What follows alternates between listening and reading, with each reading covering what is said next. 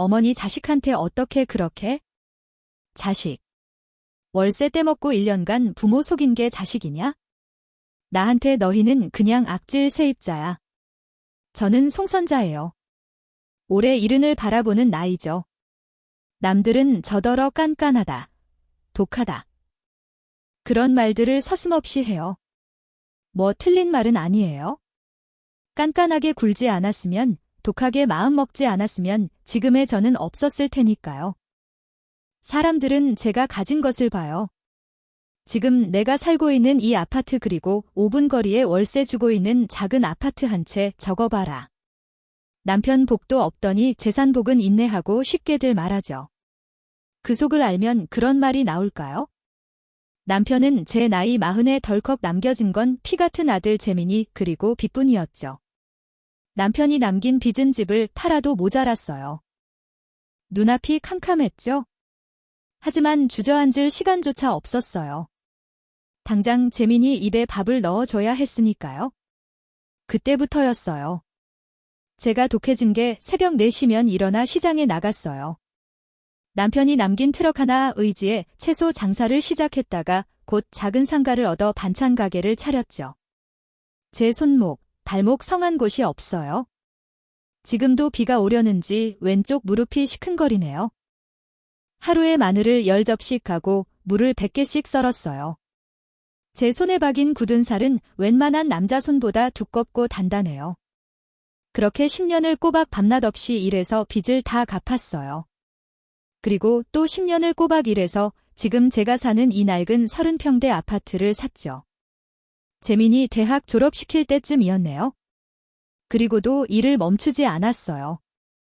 재민이 장가 보내고 저는 반찬 가게를 정리한 퇴직금과 이 집을 담보로 약간의 도움을 받아 5분 거리에 있는 작은 24평짜리 아파트를 하나 더 잡았어요. 그게 제 노후고 제 연금이고 제 마지막 보루예요. 매달 꼬박꼬박 들어오는 그 월세가 제 유일한 수입원이죠. 물론 재민이가 대기업에 번듯하게 다니고는 있지만 그 녀석이 저한테 용돈 한 푼 준 적이 없거든요. 바라지도 않았고요. 제 하루는 단순해요.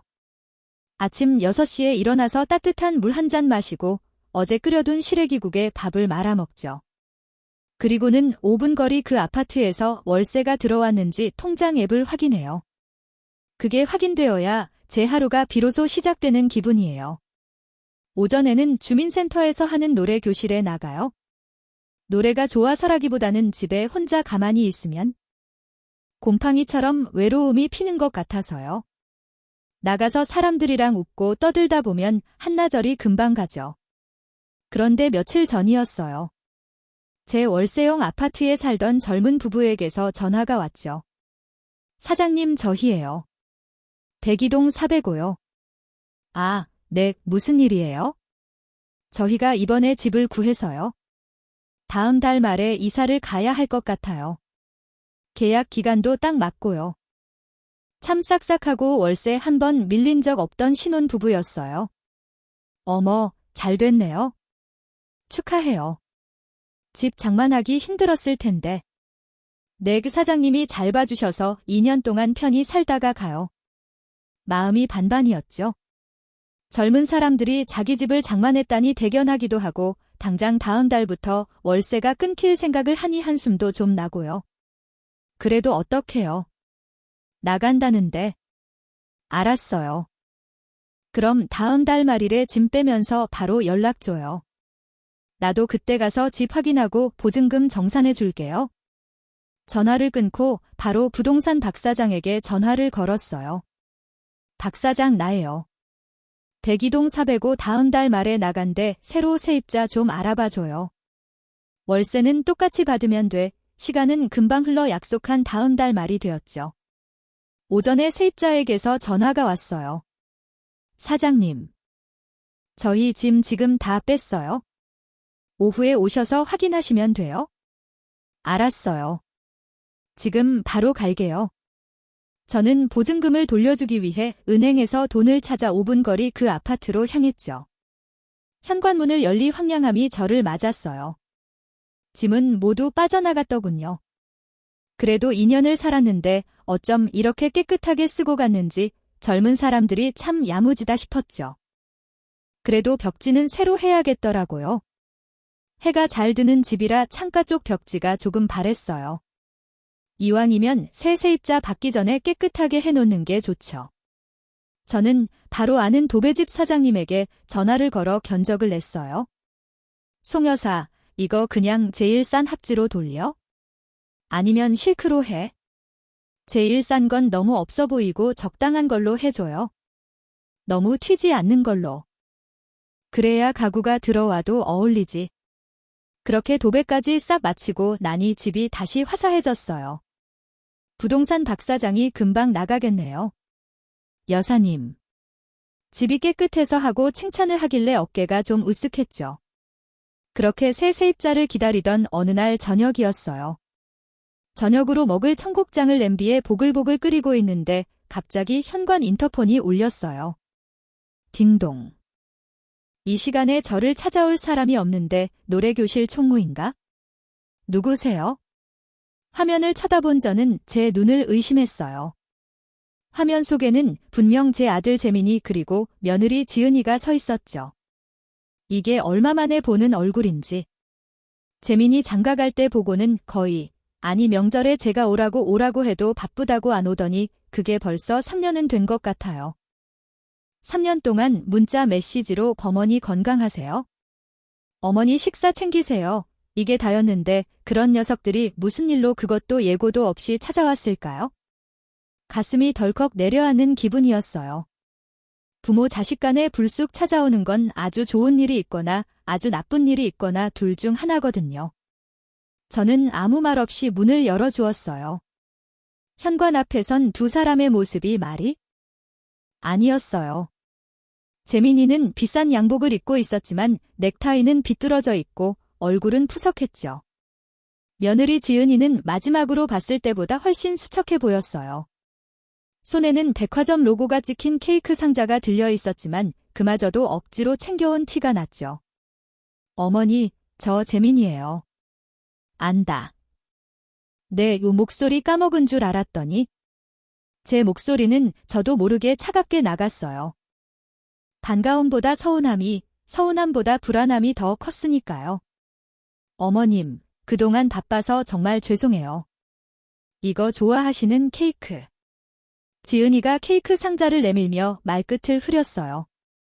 내가 케이크 좋아하는 건 또 언제 알았다고? 일단 들어와. 저는 신발을 정리하며 투명스럽게 말했어요.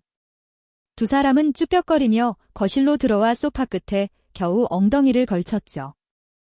집안에는 청국장 냄새가 진동하고 있었어요. 밥 먹을 거냐? 마침 저녁 차렸는데? 아니에요. 어머니, 저희 저녁 먹고 왔어요. 재민이가 손사래를 쳤어요. 저는 끓이던 청국장 불을 끄고 찬장에서 찻잔 2개를 꺼내 보리차를 따랐어요. 그래서 웬일이냐? 저는 단도직입적으로 물었어요. 3년 만에 찾아온 아들 얼굴 보고 좋으냐고요? 아니요. 무슨 꿍꿍이로 왔는지 그게 더 궁금했어요. 제 깐깐한 성미가 어디 가겠어요? 재민이는 제 눈을 피하며 찻잔만 만지작거렸어요. 며느리 지은이가 대신 입을 열었죠. 어머님, 저희가 정말 염치 없지만 부탁드릴 게 있어서 왔어요. 부탁. 제 심장이 더 크게 쿵 하고 내려앉은 것 같았어요. 뭔데? 말을 해봐. 저희가 지금 사는 집이 전세인데 주인이 갑자기 전세금을 너무 올려달라고 해서요. 당장 길에 나앉게 생겼어요. 그래서 말인데요. 어머니. 재민이가 드디어 입을 뗐어요. 그 녀석은 고개를 푹 숙인 채로 말했죠. 저 어머니 그 5분 거리에 있는 아파트요. 거기 새 입자 나갔다면서요? 그 말을 듣는 순간 온몸에 피가 차갑게 식는 기분이었어요. 어떻게 알았을까요? 제가 세입자 나갔다고 말한 적이 없는데 부동산에 내놓은 걸 보고 알았겠죠. 3년 동안이나 연락 한 통 없던 녀석들이 제 아파트 세입자가 나간 건 귀신같이 알아채고 찾아온 거였어요. 저는 아무 말도 하지 않았어요. 그저 소파에 앉은 두 사람을 묵묵히 쳐다보았죠. 찻잔에서 올라오던 김이 어느새 다 사라져 있었어요. 거실의 공기는 청국장 냄새 대신 어색하고 무거운 침묵으로 가득 찼어요. 3년 만에 찾아온 아들 내외가 제 월세형 아파트가 비었다는 걸 알고 찾아왔다는 사실에 저는 그저 기가 막혔죠. 찻잔을 든 제 손이 미세하게 떨리는 것 같았어요. 어떻게 알았니? 제 목소리는 마른 나무 껍질처럼 버석버석하게 나갔어요. 아, 그게 어머니. 저희가 집을 알아보러 부동산에 갔다가 박 사장님한테 들었어요. 어머니 집이 마침 나왔다고. 재민이가 제 눈을 피하며 웅얼거렸어요. 부동산 박 사장. 그 양반이 입이 싸긴 하지. 하지만 그게 문제가 아니었어요. 문제는 이 녀석들이 나를 찾아온 유일한 이유가 돈 때문이라는 거였죠. 그래서 나더러 그 집에 공짜로 살게 해달라. 그 말이냐? 제가 찻잔을 탁 소리나게 내려놓으며 묻자 지은이가 화들짝 놀라며 손사래를 쳤어요. 아니에요, 어머님. 절대 아니에요. 저희가 어떻게 공짜로 살아요? 월세. 월세 당연히 드려야죠. 꼬박꼬박 드릴게요. 남한테 받는 것보다 저희가 낫지 않으세요? 낫지. 뭐가 나아? 남은 월세라도 꼬박꼬박 내지. 3년 동안 연락 한 번 없던 내가 남보다 나은 게 뭐가 있어? 제 말이 비수처럼 꽂혔는지 두 사람의 얼굴이 하얗게 질렸어요. 하지만 이내 재민이가 무릎 위로 주먹을 꽉 쥐며 말하더군요. 어머니, 저희 정말 힘들어요. 지금 사는 집주인이 전세금을 2배나 올려달래요. 당장 다음 주까지 집을 비워주지 않으면 보증금도 못 준다고 협박하고 있어요. 저희 길거리에 나앉게 생겼어요. 그건 내 사정이지. 대기업 다닌다면서 그 돈 하나 마련 못했어? 어머니.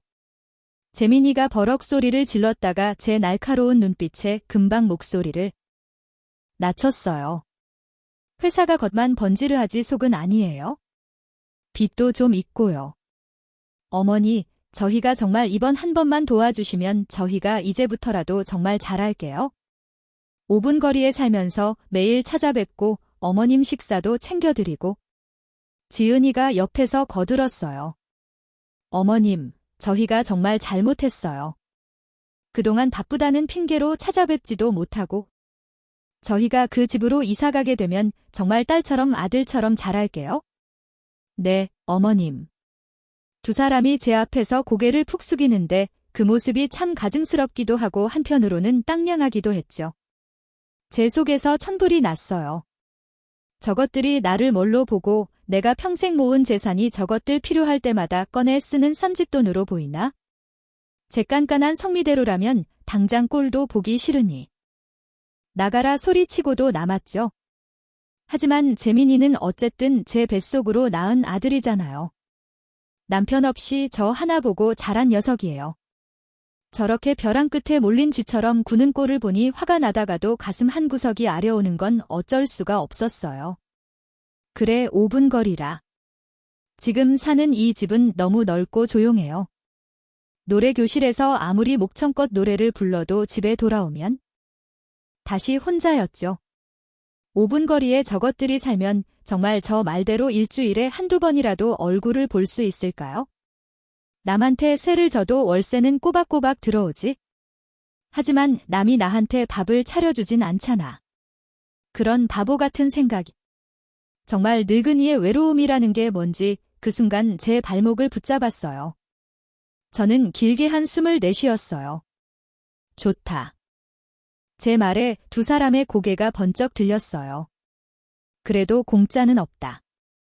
방금 너희들 입으로 월세 낸다고 분명히 말했다. 네, 당연하죠. 어머님. 시세대로 다 받을 거다. 아니 시세보다 10만 원 깎아주마. 아들 자식이니까. 보증금도 똑같이 받을 거야. 보증금 1000에 월세 120 당장 낼 수 있어? 제 말에 재민이 얼굴이 잠깐 굳었어요. 보증금 1천만 원은 지금 당장은 좀. 그럼 말아. 부동산에 내놓으면 이틀 안에도 나갈 집이야. 박 사장한테 전화해야겠네. 제가 전화기를 드는 척을 하자 지은이가 다급하게 재민이 팔을 붙잡았어요. 아니에요, 어머님. 있어요. 어떻게든 마련할게요. 네, 재민이가 입을 악무는 게 보였죠. 네, 할게요. 보증금 1000에 월 120 그렇게 계약해요. 그리고 저는 손가락 하나를 펴 보였어요. 그냥 우리끼리 대충 넘어가는 거 없다. 내일 당장 나랑 같이 부동산 가서 박 사장 앞에 앉혀놓고 정식으로 임대차 계약서 쓸 거다. 특약 사항도 넣을 거야? 특약 사항이요? 그래. 월세 이틀만 밀려도 바로 통보하고 2달 밀리면 바로 집 비우는 걸로. 내가 내 아들이라도 이건 내 재산이고 내 노후 자금이야. 한치의 양보도 없어. 그래도 하겠다면 하고 싫으면 지금 가 제 단호한 말에 두 사람은 한동안 아무 말도 못했어요. 재민이는 분한 것 같기도 하고 지은이는 절박한 것 같기도 했죠. 한참 만에 재민이가 대답했어요. 알겠습니다. 그렇게 할게요. 그렇게 다음 날이 되었죠. 저는 아침 일찍부터 은행에 가서 제 도장을 챙겼어요. 그리고 약속한 시간에 맞춰 5분. 거리 아파트 단지 상가에 있는 부동산으로 향했죠. 재민이와 지은이는 저보다 먼저 와서 박 사장 앞에 앉아 있더군요. 어이구, 송 여사님 오셨어요. 아니, 아드님이 이 집으로 들어오신다고요? 잘 됐네. 진작 그렇게 그러시지. 박 사장이 넙죽 웃음을 지었어요. 잘 되긴 뭐가 잘 돼요? 박 사장 설날도 아니고. 똑바로 써줘요. 내가 말한 대로 특약 사항 꼭 넣고. 예. 알죠. 월 임차료 연체 시 임대인은 즉시 계약을 해제할 수 있으며 임차인은 이의를 제기하지 아니하고 즉시 퇴거한다. 이거 맞죠? 아이고, 아드님한테 너무 박하시네. 가족이라도 돈 문제는 확실해야죠. 재민아 지은아, 너희 둘 다 이거 똑똑히 읽어봐. 나중에 딴소리 하지 말고. 저는 계약서를 두 사람 앞으로 밀었어요. 두 사람은 불끄락푸르락하는 얼굴로 계약서 조항들을 읽어내려갔죠. 특히 재민이는 즉시 퇴거라는 문구에서 한참이나 눈을 떼지 못했어요. 도장 찍어. 재촉의 두 사람은 결국 가져온 도장을 찍었어요. 저도 제 도장을 찍었죠. 재민이가 바로 그 자리에서 휴대전화로 보증금 1000만 원을 이체했어요. 제 통장에 강재민 1000분이라고 찍히는 것을 확인하고 나서야 저는 자리에서 일어났습니다. 이사 날짜는 다음 주 수요일로 잡았다고요? 어머님, 지은이가 황급히 따라 나오며 말했어요. 그래, 그날 집번호 알려줄 테니 잠금은 너희들 생일로 해놓고 월세 120만 원 준비해 놔. 첫 달은 선불이야. 네, 알겠습니다. 저는 뒤도 돌아보지 않고 부동산을 나왔어요. 이기고 돌아오는 싸움터 장수 같았냐고요? 아니요. 솔직히 마음이 참 씁쓸했어요. 자식하고 돈 문제로 계약서까지 써야 하는 내 신세가 땅냥하기도 하고 저렇게까지 해서 내 집에 들어오려는 아들 내외가 한심하기도 했죠. 그렇게 약속한 이사날이 되었어요. 저는 5분 거리 그 아파트로 먼저 갔죠. 도배도 새로 싹 해놨겠다. 집은 먼지 하나 없이 깨끗했어요. 곧 짐을 실은 작은 이사 트럭 한 대가 도착하더군요. 생각보다 짐이 정말 없었어요.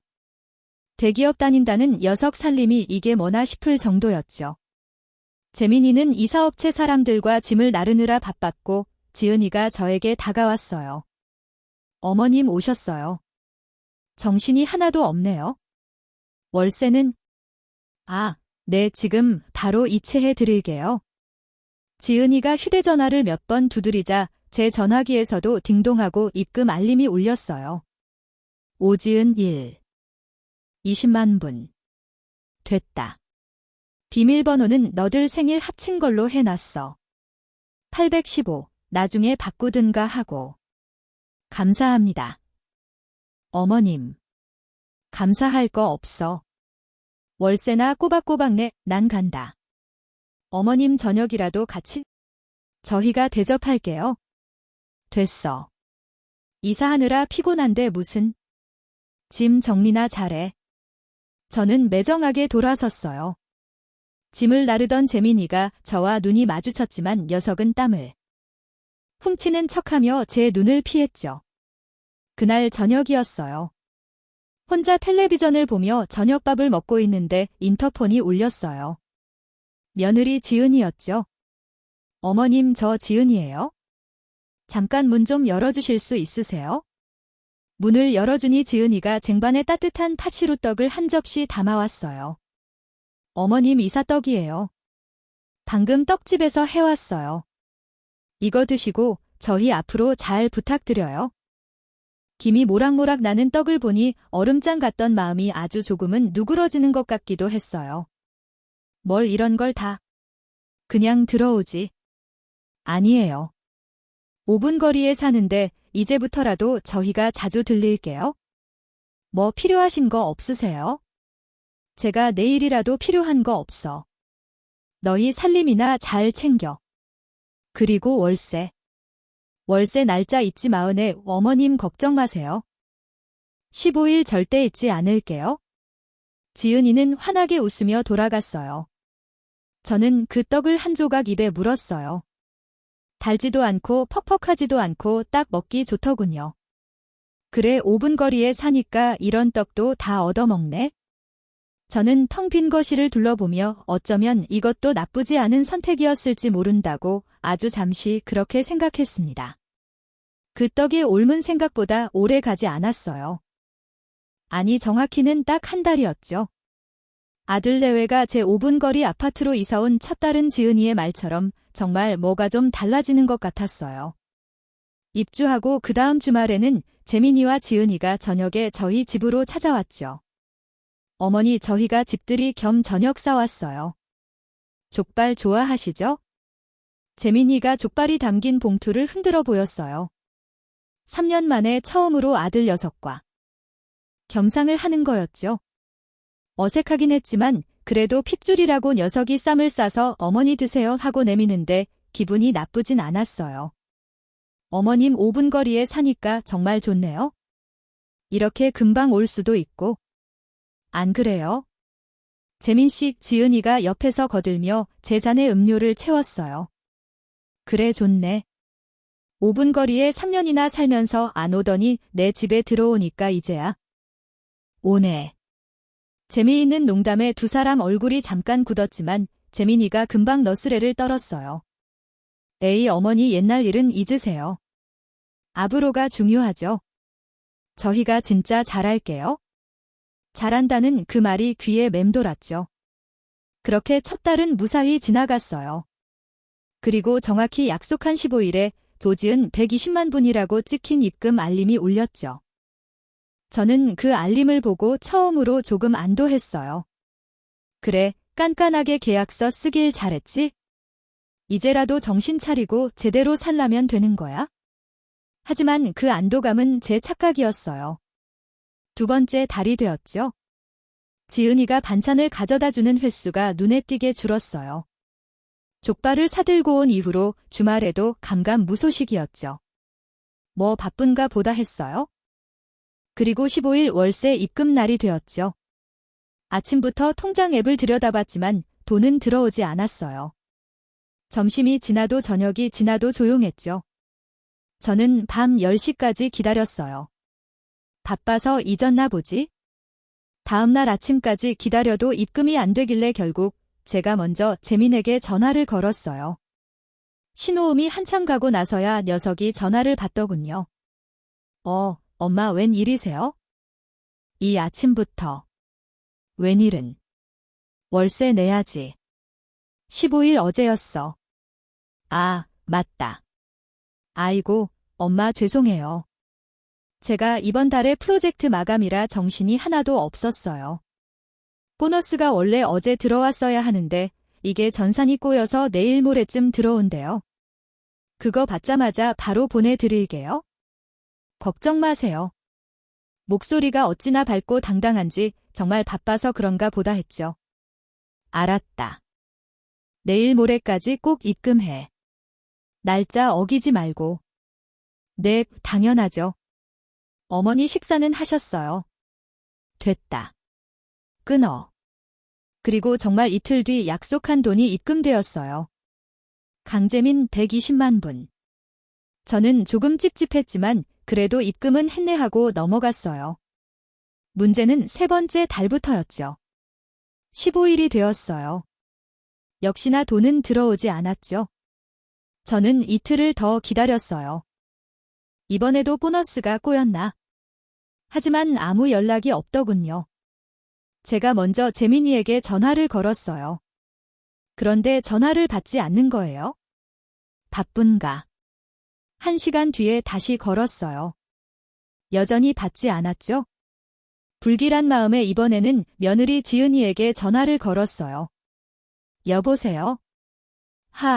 지은아, 어머님, 일이세요? 지은이의 목소리가 당황한 듯 살짝 떨렸어요. 월세. 이번 달에도 잊었니? 오늘 17일이야. 그게... 어머님, 저기 재민 씨 회사가 요즘 좀 많이 어려워서요. 뭐? 지난 달은 보너스가 꼬였다더니 이젠 회사가 어렵다. 정말 내막 구조 조정 얘기도 나오고 분위기가 너무 안 좋아요. 그래서 이번 달 월급이 조금 밀렸어요. 정말 죄송해요, 어머님. 월급 나오는 대로 바로 다음 달 초에 2달치 같이 드리면? 안 될까요? 기가 막혔죠. 불과 한 달 만에 회사가 망하게 생겼다니. 재민이 바꿔봐, 내가 직접 듣게. 재민 씨 지금 회의 들어갔어요. 전화를 못 받아요. 어머님, 정말 죄송해요. 저희가 정말 사정이 어려워서 그래요. 이번 한 번만 봐주세요. 지은이의 목소리가 거의 울먹이듯 간절했어요. 저는 한숨을 푹 내쉬었어요. 아들 회사가 어렵다는데 당장 돈 내놓으라고 닥달할 수도 없잖아요. 알았다. 다음 달 초까지야. 그때는 2달치 240만 원 정확히 입금해. 네, 은혜, 감사합니다. 어머님. 정말 감사합니다. 전화를 끊고 나니 속이 답답했어요. 정말 녀석의 회사가 어려운 걸까요? 그렇게 네 번째 달이 되었죠. 저는 초조하게 다음 달 초 5일이 되기를 기다렸어요. 약속한 날이었죠. 아침부터 통장 앱만 새로 고침했어요. 하지만 240만 원은 커녕 10원 한 푼 들어오지 않았어요. 저는 당장 재민이에게 전화를 걸었어요. 신호는 가는데 받지를 않아요. 다시 걸었어요. 또 받지 않아요. 세 번째 걸었을 때는 고객의 전화기가 꺼져 있습니다. 저는 그대로 굳어버렸어요. 이번엔 지은이에게 전화를 걸었죠. 따르르릉. 신호음은 가는데 이 아이도 전화를 받지 않는 거예요. 뭐가 잘못돼도 단단히 잘못됐다는 생각이 들었어요. 저는 외투를 걸치고 집을 나섰어요. 5분 거리 그 아파트로 향했죠. 제 걸음은 어느새 달리다시피 빨라졌어요. 아파트 입구에서 비밀번호를 누르고 엘리베이터를 타고 405호 현관문 앞에 섰죠. 딩동딩동 초인종을 눌렀어요. 누구세요? 안에서 지은이 목소리가 들렸어요. 집에 있었던 거예요. 나다. 문 열어. 제 목소리를 들었는지 안에서 덕 하는 소리와 함께 갑자기 조용해졌어요. 지은아, 문 열어. 너 거기 있는 거 다 알아? 저는 문을 두드리기 시작했어요. 쾅쾅쾅. 어머님 왜 이러세요? 가세요. 네, 뭐 가라고? 내가 내 집에서 살면서 나더러 가라고? 당장 문 열지 못해? 재민 씨, 지금 없어요. 저 혼자란 말이에요? 가세요. 월세는 왜 입금 안 해? 오늘 2달 입금하기로 한 날이잖아. 어머님, 저희 정말 돈 없어요. 다음에 꼭 드릴게요. 제발 가주세요. 안에서 들려오는 지은이의 목소리는 절박했지만 저는 그 말을 믿을 수가 없었어요. 돈이 없는 게 아니라 안 내고 버티는 거라는 확신이 들었죠. 좋아. 문 안 열겠다 이거지? 저는 그날 이후로 매일 전화를 걸었어요. 하루에 10통, 20통. 재민이는 계속 전화기가 꺼져 있었고 지은이는 제 번호를 차단했는지 신호가 가다가 그냥 끊어져 버렸어요. 문자 메시지를 보냈죠. 월세 입금해라. 당장 내 집에 살면서 이럴 수 있냐? 사람 돌이 아니다. 오늘까지 연락 없으면 계약서대로 하는 수밖에 없다. 아무런 답장도 오지 않았어요. 그렇게 한 달, 2달, 석 달이 흘러갔어요. 어느새 계절이 바뀌었죠. 쌀쌀한 가을바람이 불기 시작했어요. 밀린 월세는 5달, 6달치가 쌓여갔어요. 저는 더 이상 5분 거리 그 집에 찾아가지 않았어요. 가봤자 문도 안 열어줄 게 뻔했으니까요. 대신 우편함에 월세 독촉 고지서를 인쇄해서 꽂아 넣었죠. 아무 소용 없었어요. 노래교실에 가도 노래가 입에 붙질 않았어요. 선자씨, 무슨 안 좋은 일 있어? 얼굴이 반쪽이 됐네. 총무가 걱정스레 물었지만 저는 잔이야. 그냥 가을 타나봐 둘러댈 뿐이었죠. 자식한테 월세 떼먹히고 있다는 말을 차마 할 수가 없었어요. 그 5분 거리, 엎어지면 코 닿을 거리에 사는 아들 녀석이 늙은 어미를 이렇게 무시하고 있다는 사실이 너무나도 치욕스러웠어요. 겨울이 왔어요. 첫눈이 펑펑 내렸죠. 저는 창밖을 보며 날짜를 세웠어요. 밀린 월세가 8달, 9달, 그리고 10달째가 되었어요. 1년이었습니다. 그 녀석들이 제 집에 이사 온 지 1년이 되는 날이었어요. 처음 이사 떡을 들고 왔던 지은이의 그 환한 얼굴이 떠올랐죠. 5분 거리에 사니까 정말 좋네요. 그 말이 악마의 속삭임처럼 제 귀가를 맴돌았어요. 5분 거리. 걸어서 5분이면 닿는 그 거리에 제 아들, 제 며느리가 살고 있었어요. 하지만 그들은 1년 동안 단 한 번도 저를 찾아오지 않았어요. 제 전화도, 제 문자도, 제 고지서도 모두 무시했죠. 저는 1년 만에 완전히 타인이 되어 버렸습니다. 제 통장 장부는 바닥을 드러내기 시작했어요. 월세를 받아서 생활비도 하고 병원비도 내야 하는데 그게 10달이나 끊기니 저도 버틸 재간이 없었죠. 결국 모아두었던 적금 하나를 깨야 했어요. 적금 통장을 해지하고 은행을 나오는데 눈물이 핑 돌더군요. 내가 평생 저것들을 어떻게 키웠는데? 내 피 같은 돈으로 장만한 저 집에서 저것들은 나를 이렇게 철저히 짓밟고 있었어요. 더는 못 참는다. 저는 이를 악물었어요. 내일 당장 무슨 수를 써야겠다. 독한 송선자가 다시 깨어나는 기분이었어요. 다음 날 아침 저는 눈을 뜨자마자 결심을 굳혔어요. 이대로는 안 됐죠. 10달치 월세 1200만 원이에요. 제 1년 생활비나 마찬가지인 돈이죠. 그 돈을 떼먹히고 앉아있을 수는 없었어요. 돈이 없다. 지은이의 그 목소리가 정말일까요? 대기업 다닌다는 녀석이 회사가 어렵다고? 저는 그 말을 더 이상 믿을 수가 없었어요. 문득 몇 년 전 조카 녀석이 제게 와서 자랑하던 게 떠올랐어요. 할머니 이거 보세요. 요즘 사람들은 다 이거 해요. 인스타그램이라고. 여기서 뭐 하고 노는지 뭐 먹는지 다 올려요. 그때는 쓸데없는 짓 한다고 타박을 줬는데 갑자기 그게 생각났죠. 혹시 며느리 지은이도 저걸 할까? 저는 당장 노래교실 총무에게 전화를 걸었어요. 총무 딸이 그런 걸 아주 잘한다고 들었거든요. 여보세요, 총무. 나 선자씨, 어쩐 일이야, 아침부터. 아니, 내가 뭘 좀 물어볼 게 있어서. 혹시 따님 지금 집에 있어? 있지. 왜? 저는 한 다리밖에 총무의 집으로 달려갔어요.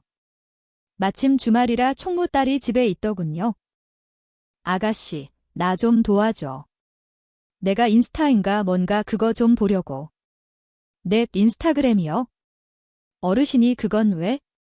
내 며느리 이름이 오지은이야. 혹시 이 이름으로 찾을 수 있어? 총무 딸은 의아한 표정으로 휴대전화를 몇 번 두드렸어요. 오지은 이름이 흔해서. 혹시 아드님 성함은요? 강재민.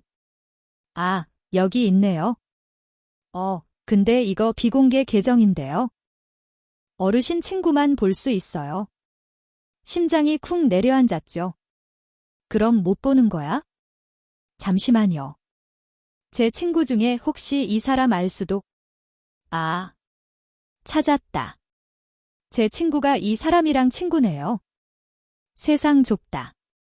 자, 보세요.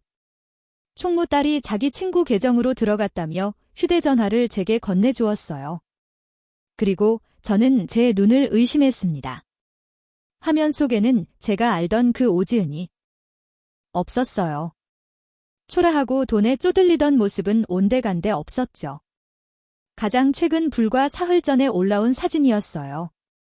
고급 호텔 레스토랑인 듯한 곳에서 지은이가 와인잔을 들고 활짝 웃고 있었죠. 테이블 위에는 보기에도 비싸 보이는 스테이크와 랍스터가 놓여 있었어요. 사랑하는 남편이랑 오랜만에 데이트. 여기 정말 최고 해시태그 샵사인 기념일 샵사인 호텔 맛집. 일주일 전 사진이었어요. 지은이가 백화점 명품 앞에서 반짝이는 로고가 박힌 주황색 쇼핑백을 들고 찍은 사진이었죠. 드디어 내 손에. 고마워요, 여보. 1년 동안 고생한 보람이 있네. 해시태그 샵사인 선물 샵사인 남편 최고. 그리고 2주 전, 지은이가 반짝이는 새 가방을 메고 거울 앞에서 찍은 사진이었어요. 제가 텔레비전에서나 보던 퀼팅이 들어가고 금색 체인이 달린 누가 봐도 수백만 원은 좋게 넘어 보이는 그런 가방이었죠. 월급날은 역시 질러야 제맛 해시태그 샵사인 가방 샵사인 신상. 저는 손을 부들부들 떨었어요. 이게 지금 월세가 없어서 10달을 밀린 사람의 모습인가요?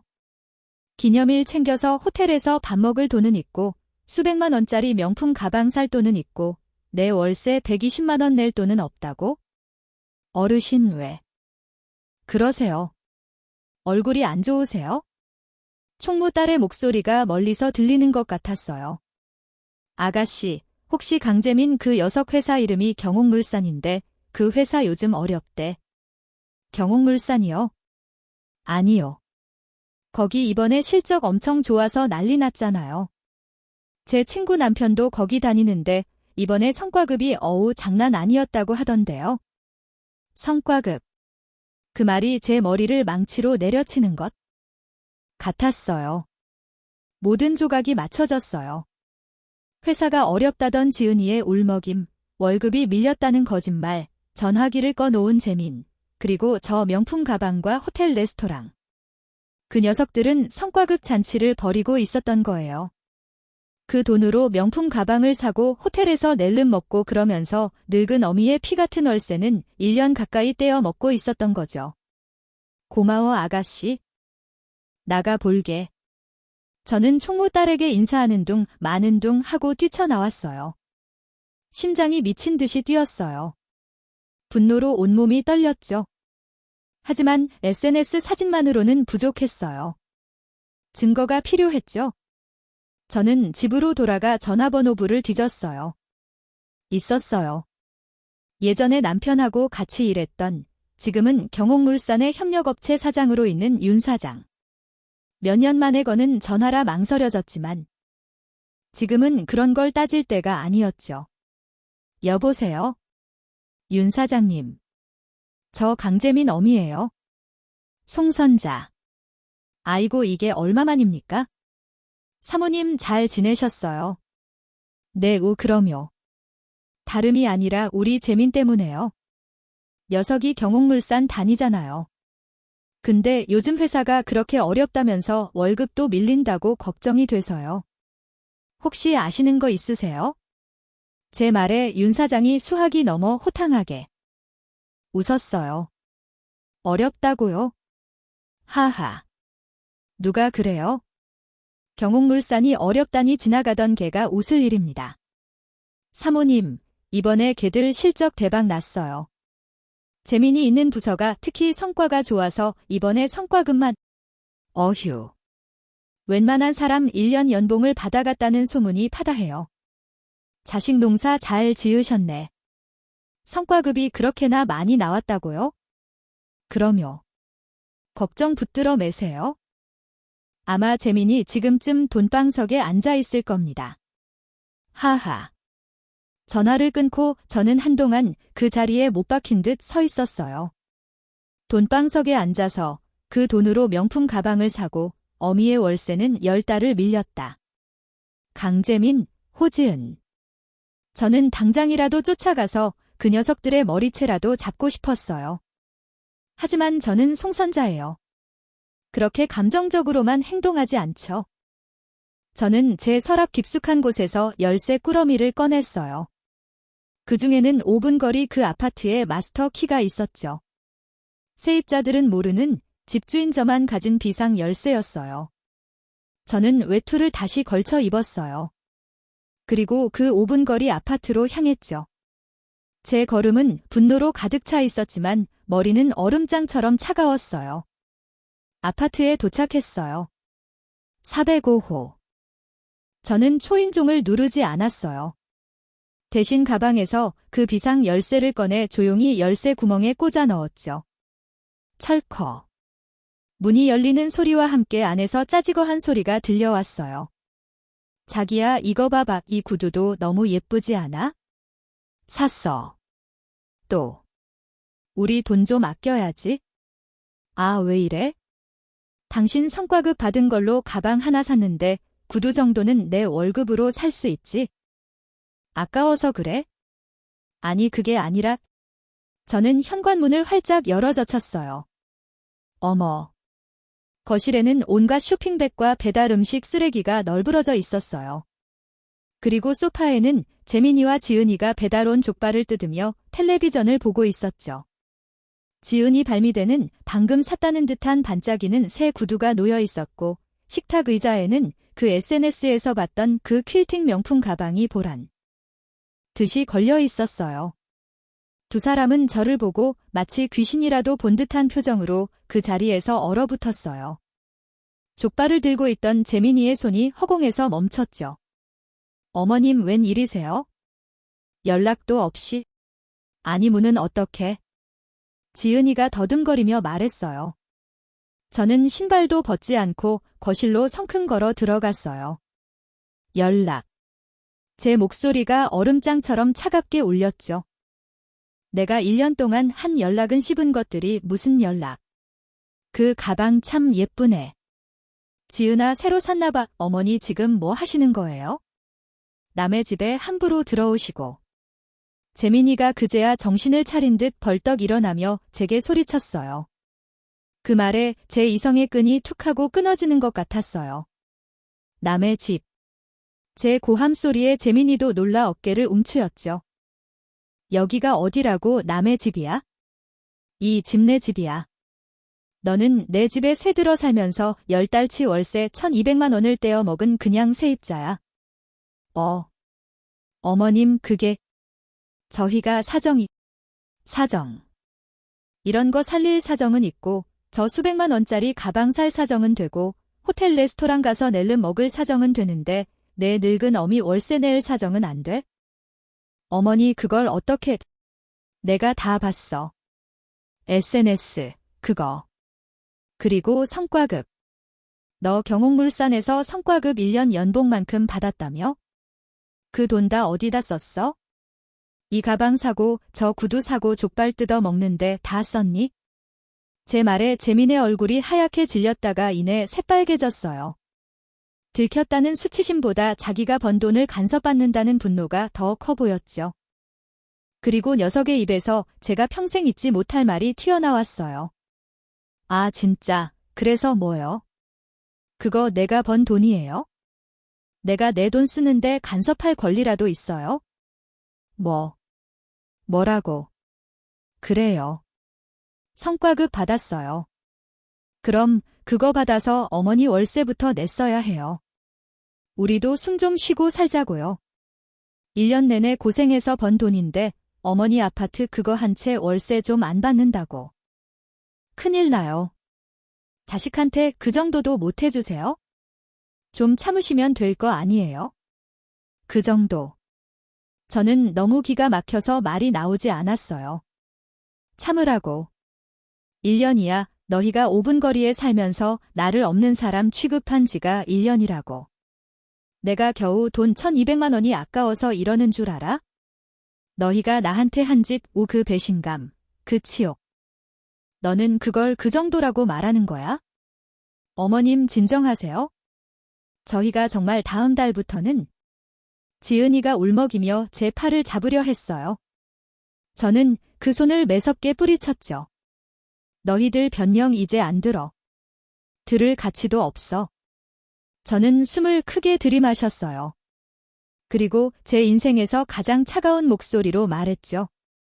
일주일 준다. 네, 딱 일주일 줄게. 그 안에 밀린 월세 10달치 1200만 원 후 단 1원도 빠짐없이 내 통장에 입금해. 재민이가 저를 노려보며 비웃듯 말했어요. 없어요. 그 돈 다 썼는데. 안 내면요. 어쩔 건데요? 그 뻔뻔한 태도에 저는 오히려 침착해졌어요. 안 내면? 저는 재민이 일을, 그리고 지은이 일을, 마지막으로 이 집을 천천히 둘러보았어요. 법대로 해야지. 내가 너희랑 계약서 괜히 쓴 줄 알아? 월 임차료 연체 시 즉시 계약 해지 및 퇴거 조치 특약 사항. 똑똑히 기억하지? 어머니 자식한테 어떻게 법대로? 자식. 월세 떼먹고 1년간 부모 속인 게 자식이냐? 나한테 너희는 그냥 악질 세입자야. 저는 현관으로 발걸음을 옮겼어요. 문을 열기 전 마지막으로 두 사람을 돌아보며 말했죠. 일주일 뒤야.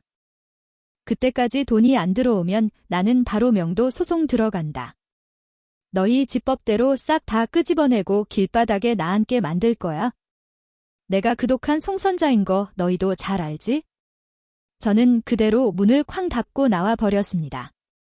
제 심장은 미친 듯이 울렸지만 이상하게도 눈물은 나지 않았어요. 5분 거리. 그 짧은 거리를 걸어 집으로 돌아오는 동안 제 머릿속에는 오직 한 가지 생각뿐이었어요. 내쫓는다. 반드시. 전쟁은 시작되었죠. 일주일. 제 입에서 나간 그 일주일이라는 시간은 제게도 그리고 그 녀석들에게도 똑같이 흘러가고 있었어요. 저는 그날 이후로 5분 거리 그 집 근처에는 얼씬도 하지 않았죠. 대신 달력에 빨간 펜으로 X자를 그었어요. 하루, 이틀, 사흘. 제 마음이 어땠냐고요? 초조했냐고요? 아니요. 이상하게도 마음은 차가웠어요. 이미 엎질러진 물이었고 깨진 그릇이었죠. 그걸 다시 붙일 생각 따위는 없었어요. 저는 그저 내 것을 되찾아야 한다는 생각뿐이었어요. 분노가 가라앉으면 오히려 사람이 침착해진다고 하잖아요. 제가 딱 그 꼴이었죠. 노래 교실도 꼬박꼬박 나갔어요. 어머, 선자씨, 얼굴이 폈네. 무슨 좋은 일 있어? 총무가 제게 물었죠. 응. 그냥 썩이던 거 하나 정리하기로 마음먹었거든. 저는 웃으며 대답했어요. 그게 제 아들 녀석을 내쫓는 일이라고는 차마 말하지 못했죠. 일주일 동안 전화기만 붙들고 있었냐고요? 천만에요. 저는 그 시간에 변호사를 만났어요. 제 깐깐한 성미에 딱 맞는 일처리가 빠르고 냉정하기로 소문난 김 변호사였죠. 송 여사님, 정말 아드님 상대로 명도 소송을 진행하시겠습니까? 이게 법적으로는 당연히 여사님 권리지만 가족끼리 그리 간단한 문제가 아닙니다. 김 변호사, 나한테 그 녀석은 이제 자식 아니에요. 그냥 악질 세입자야. 계약서 여기 있죠? 특약 사항도 분명히 명시돼 있어요.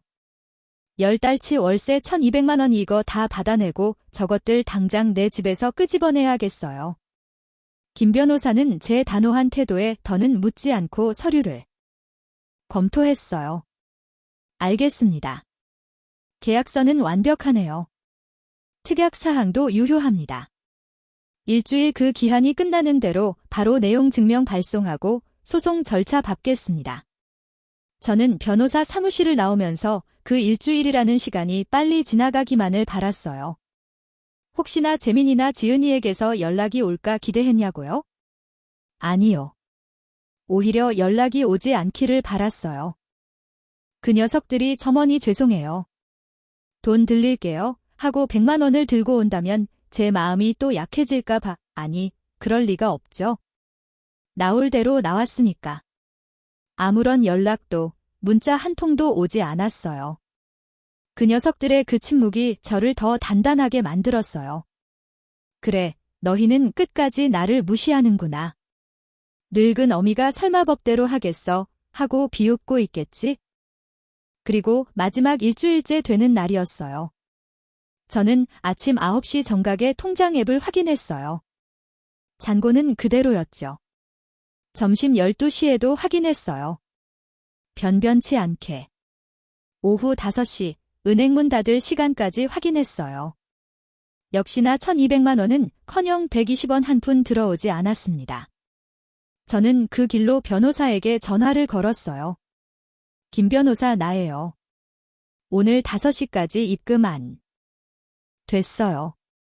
약속대로 진행해줘요. 조금의 자비도 필요 없어요. 그날 저녁이었어요. 집에서 혼자 밥을 먹고 있는데 인터폰이 미친 듯이 울리기 시작했어요. 딩동 딩동 딩동. 화면을 보니 며느리 지은이었어요.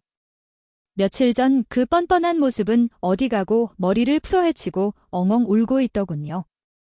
저는 문을 열어주지 않았어요. 어머님. 어머님. 저 지은이에요. 문 좀 열어주세요. 네. 어머님. 현관문을 쾅쾅 두드리는 소리가 아파트 복도에 울려 퍼졌죠. 왜? 돈 가져왔어? 저는 인터폰에 대고 차갑게 말했어요. 어머님, 저희 집에 오늘 법원에서 뭐가 날아왔어요?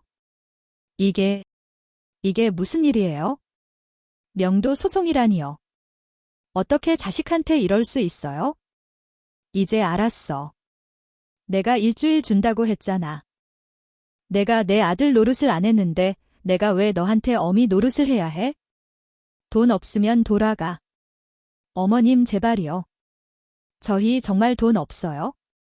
저희 정말 길바닥에 나 앉게 하시는 거예요? 네, 그래? 길바닥에 나 앉아봐야 정신 차리지. 남의 돈 떼먹고 명품 가방 사서 메고 다니면 벌 받는다는 거 뼈저리게 느껴봐야지. 까기 저는 인터폰을 그냥 꺼버렸어요. 지은이는 한참을 더 문을 두드리며 울부짖다가 이웃집에서 시끄럽다고 항의가 나왔는지 조용히 사라졌죠. 속이 시원했냐고요? 아니요.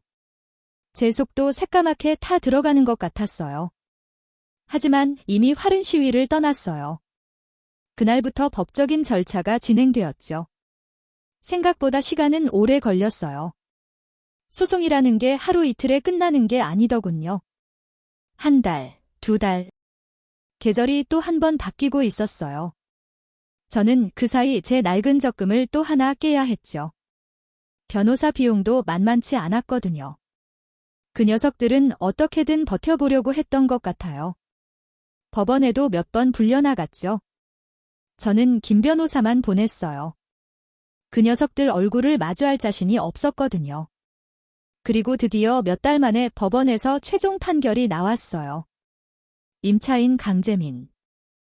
오지은은 임대인 송선자에게 즉시 해당 주택을 인도하라 음영도 집행영장이 발부된 거예요. 김 변호사에게 전화가 왔어요.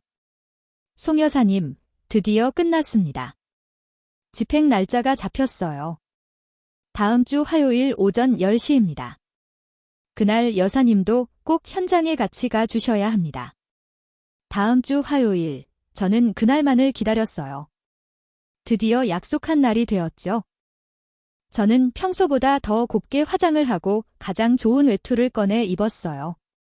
초라해 보이고 싶지 않았거든요. 오전 9시 50분. 5분 거리 그 아파트 405호 앞에 섰어요. 제 옆에는 김 변호사가 그리고 집행관이라고 불리는 덩치 좋은 남자 대여섯 명이 서 있었죠. 자, 10시 정각입니다. 집행 시작하겠습니다. 집행관 중 한 명이 현관문을 세게 두드렸어요. 계십니까? 법원에서 집행 나왔습니다. 문 여세요. 안에서는 아무런 소리도 들리지 않았어요. 반응이 없습니다. 강제 개문하겠습니다. 집행관의 말이 떨어지자마자 함께 온 열쇠공이 거대한 공구로 현관 도어록을 부수기 시작했어요. 지지직, 쾅 하는 괴음과 함께 1년 동안 굳게 닫혀있던 문이 활짝 열렸습니다. 그리고 우리는 모두 그 자리에 멈춰섰어요. 어머니. 아내는 지은이가 혼자 멍하니 서 있었어요. 그런데 집골이 말이 아니었어요. 제가 마스터키로 열고 들어갔던 그날보다 10배는 더 처참했죠. 거실에는 값비싼 텔레비전이나 소파 같은 건 이미 다 빼돌렸는지 없었어요.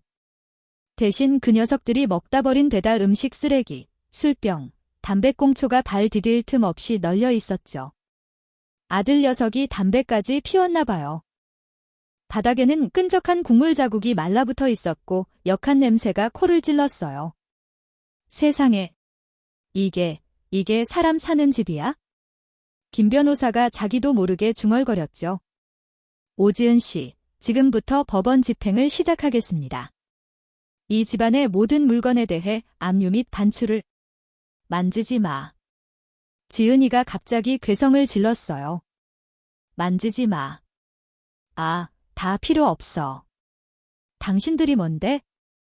그때였어요. 안방 문이 벌컥 열리더니 잠에서 깬 듯한 재민이가 부스스한 머리로 걸어 나왔어요. 녀석은 저와 집행관들을 쓱 훑어보더니 픽하고 비웃음을 터뜨렸죠. 왔네. 우리 독한 송선자 여사님. 강재민. 어머니 아니지. 송선자 씨, 속이 시원해요? 이렇게까지 해야 했어요. 당신 자식 길바닥에 내쫓으니까 좋아? 집행관들이 짐을 나르기 위해 방으로 들어가려 하자. 재민이가 그 앞을 가로막았어요. 다 비켜. 우리가 나갈게. 나가면 되잖아. 더러워서 못 살겠네. 정말. 재민이는 방에 들어가서 미리 싸둔 듯한 큰 여행 가방 2개를 끌고 나왔어요. 지은이도 역시 나갈 사람처럼 자기 가방을 챙겼죠. 그 퀼팅 가방은 보이지 않더군요. 아마 벌써 팔아치웠거나 다른 곳에 숨겨뒀겠죠. 재민이가 제 앞을 지나치며 제 어깨를 거칠게 밀쳤어요. 에이, 재수 없어. 너 지금 어머니 당신. 오늘 당신 아들 당신 손으로 죽인 거야? 평생 혼자 외롭게 살다가 그렇게 가. 절대 우리 찾지 마. 그 말이 그 어떤 욕설보다도 제 가슴에 깊이 박혔어요. 나가. 저는 떨리는 목소리로 겨우 말했어요. 당장 내 집에서 나가. 재민이는 다시 한번 저를 비웃더니 지은이의 팔을 거칠게 끌고 현관 밖으로 사라졌어요. 쾅. 문이 닫혔죠. 휴. 송 여사님, 괜찮으십니까? 김 변호사가 제 어깨를 조심스럽게 잡았어요. 저는 대답할 힘도 없었어요. 집행관들이 저를 쳐다봤죠. 저 여사님, 남은 짐들은 전부 폐기물로 처리해야 할 것 같습니다. 양이 상당한데요. 비용이. 저는 텅 빈, 아니 쓰레기로 가득 찬 거실을 둘러보았어요. 제가 도배까지 새로 해줬던 그 하얀 벽지는 정체 모를 얼룩들로 더럽혀져 있었죠. 속이 시원했냐고요? 사이다 같았냐고요? 아니요. 전혀요. 저는 그 자리에 주저앉아 정말 오랜만에 소리내어 울고 싶다는 생각을 했습니다. 그저 너무나도 지쳐버렸어요. 아들 내외가 흔적도 없이 간 상처는 생각보다 깊었어요. 집행관들과 김 변호사가 돌아간 뒤 저는 쓰레기만 남은 그 집에 한참을 서 있었죠. 역한 냄새가 코를 찔렀고 바닥은 발을 디딜 수 없을 정도로 끈적였어요. 내쫓는다. 반드시 그렇게 독하게 마음먹고 여기까지 왔는데 제 손에 남은 건 이 쓰레기 덩어리뿐이었죠. 시원한 복수 같은 건 없었어요. 그저 지독한 허무함과 피로감만 몰려왔어요. 저는 주머니에서 휴대전화를 꺼내 아는 청소업체 사장님에게 전화를 걸었어요. 사장님, 저 선자예요. 백이동 405. 사람 좀 보내주셔야겠어요? 아, 사모님 집 나갔어요. 그럼 도배만 새로... 아니요. 그게 그냥 이사 나간 게 아니라 집이 엉망이에요. 거의 쓰레기장이에요. 특수 청소, 그거 해야 할 것 같아요. 제 목소리에 사장님도 뭔가 심상치 않음을 느꼈는지 달겠습니다. 바로 팀 보낼게요. 하고 전화를 끊었죠. 잠시 후 방독면 같은 마스크를 쓴 작업복 차림의 인부들이 들이닥쳤어요. 그분들조차 현관문을 열고는 혀를 내둘렀죠. 아이고, 여사님, 이거 사람이 살던 집 맞아요. 이건 작정하고 망가뜨린 건데요. 작업 반장님의 말에 가슴이 또 한 번 내려앉았어요. 작정하고. 그래요. 그 녀석들은 마지막까지 제게 복수를 한 거였어요. 청소는 하루 종일 걸렸어요. 집안에서 나온 쓰레기 봉투만 해도 20개가 넘었죠. 깨진 그릇 조각, 썩은 음식물, 정체 모를 오물까지 나왔어요. 청소 비용만 100만 원이 훌쩍 넘게 나왔어요. 밀린 월세는 한 푼도 못 받았는데 제 적금만 계속 허리메어서 메꾸고 있었죠. 벽지도 다 뜯어내야 했어요. 도배 사장님은 저를 보더니 한숨부터 내쉬었죠. 송 여사. 대체 어떤 세입자를 들였길래 집을 이 꼴로 만들어 놔? 1년 전에 새로 실크 벽지인데 이건 뭐 답이 없네? 싹 뜯고 새로 해야지. 도배 비용, 청소 비용, 그리고 그동안 못 받은 월세, 변호사 비용까지. 저는 아들 녀석들에게 복수한 게 아니라 오히려 제가 당한 꼴이었어요. 몸도 마음도 통장 잔고도 바닥이 나버렸죠. 그렇게 일주일이 더 걸려서야 집은 겨우 원래의 깨끗한 모습을 되찾았어요. 저는 텅 빈 집을 보며 다짐했어요. 다시는 정에 이끌려서 저런 실수는 하지 말자. 가족이고 뭐고 돈 문제에 엮이는 게 아니었어. 저는 바로 부동산 박 사장에게 전화를 걸었어요. 박 사장 나야. 405이었어. 새로 세입자 좀 구해줘. 아이고 송 여사님.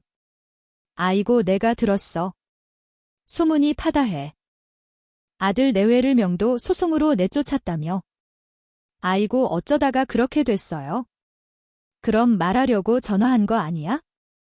이번에는 절대로 가족, 친척, 아는 사람 이런 거 안 돼. 그냥 남 깔끔하게 월세 잘 내고 조용히 살 확실한 직업 있는 사람으로 구해줘요. 아이고, 여사님. 단단히 되셨구나. 알았어요. 알았어. 내가 기가 막힌 새 입자감이 하나 있지? 걱정 말아요. 박 사장은 호언장담을 했고 며칠 뒤에 정말로 연락이 왔어요. 여사님, 내가 말했지? 아주 프리미엄급 세입자야. 지금 사무실에 와 있으니까 여사님도 어서 건너와요. 계약서 쓰게. 저는 반신반의하며 부동산으로 향했죠. 사무실 안에는 20대 후반에서 30대 초반으로 보이는 젊은 아가씨가 앉아 있었어요. 단정하게 묶은 머리, 하얀 코트.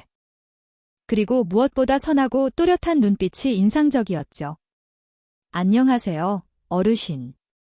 말씀 많이 들었어요. 집주인 송선자 어르신 맞으시죠? 그녀가 먼저 일어나 90도로 깎듯이 인사를 했어요. 아, 네, 안녕하세요. 여사님. 이쪽은 박소의 아가씨야.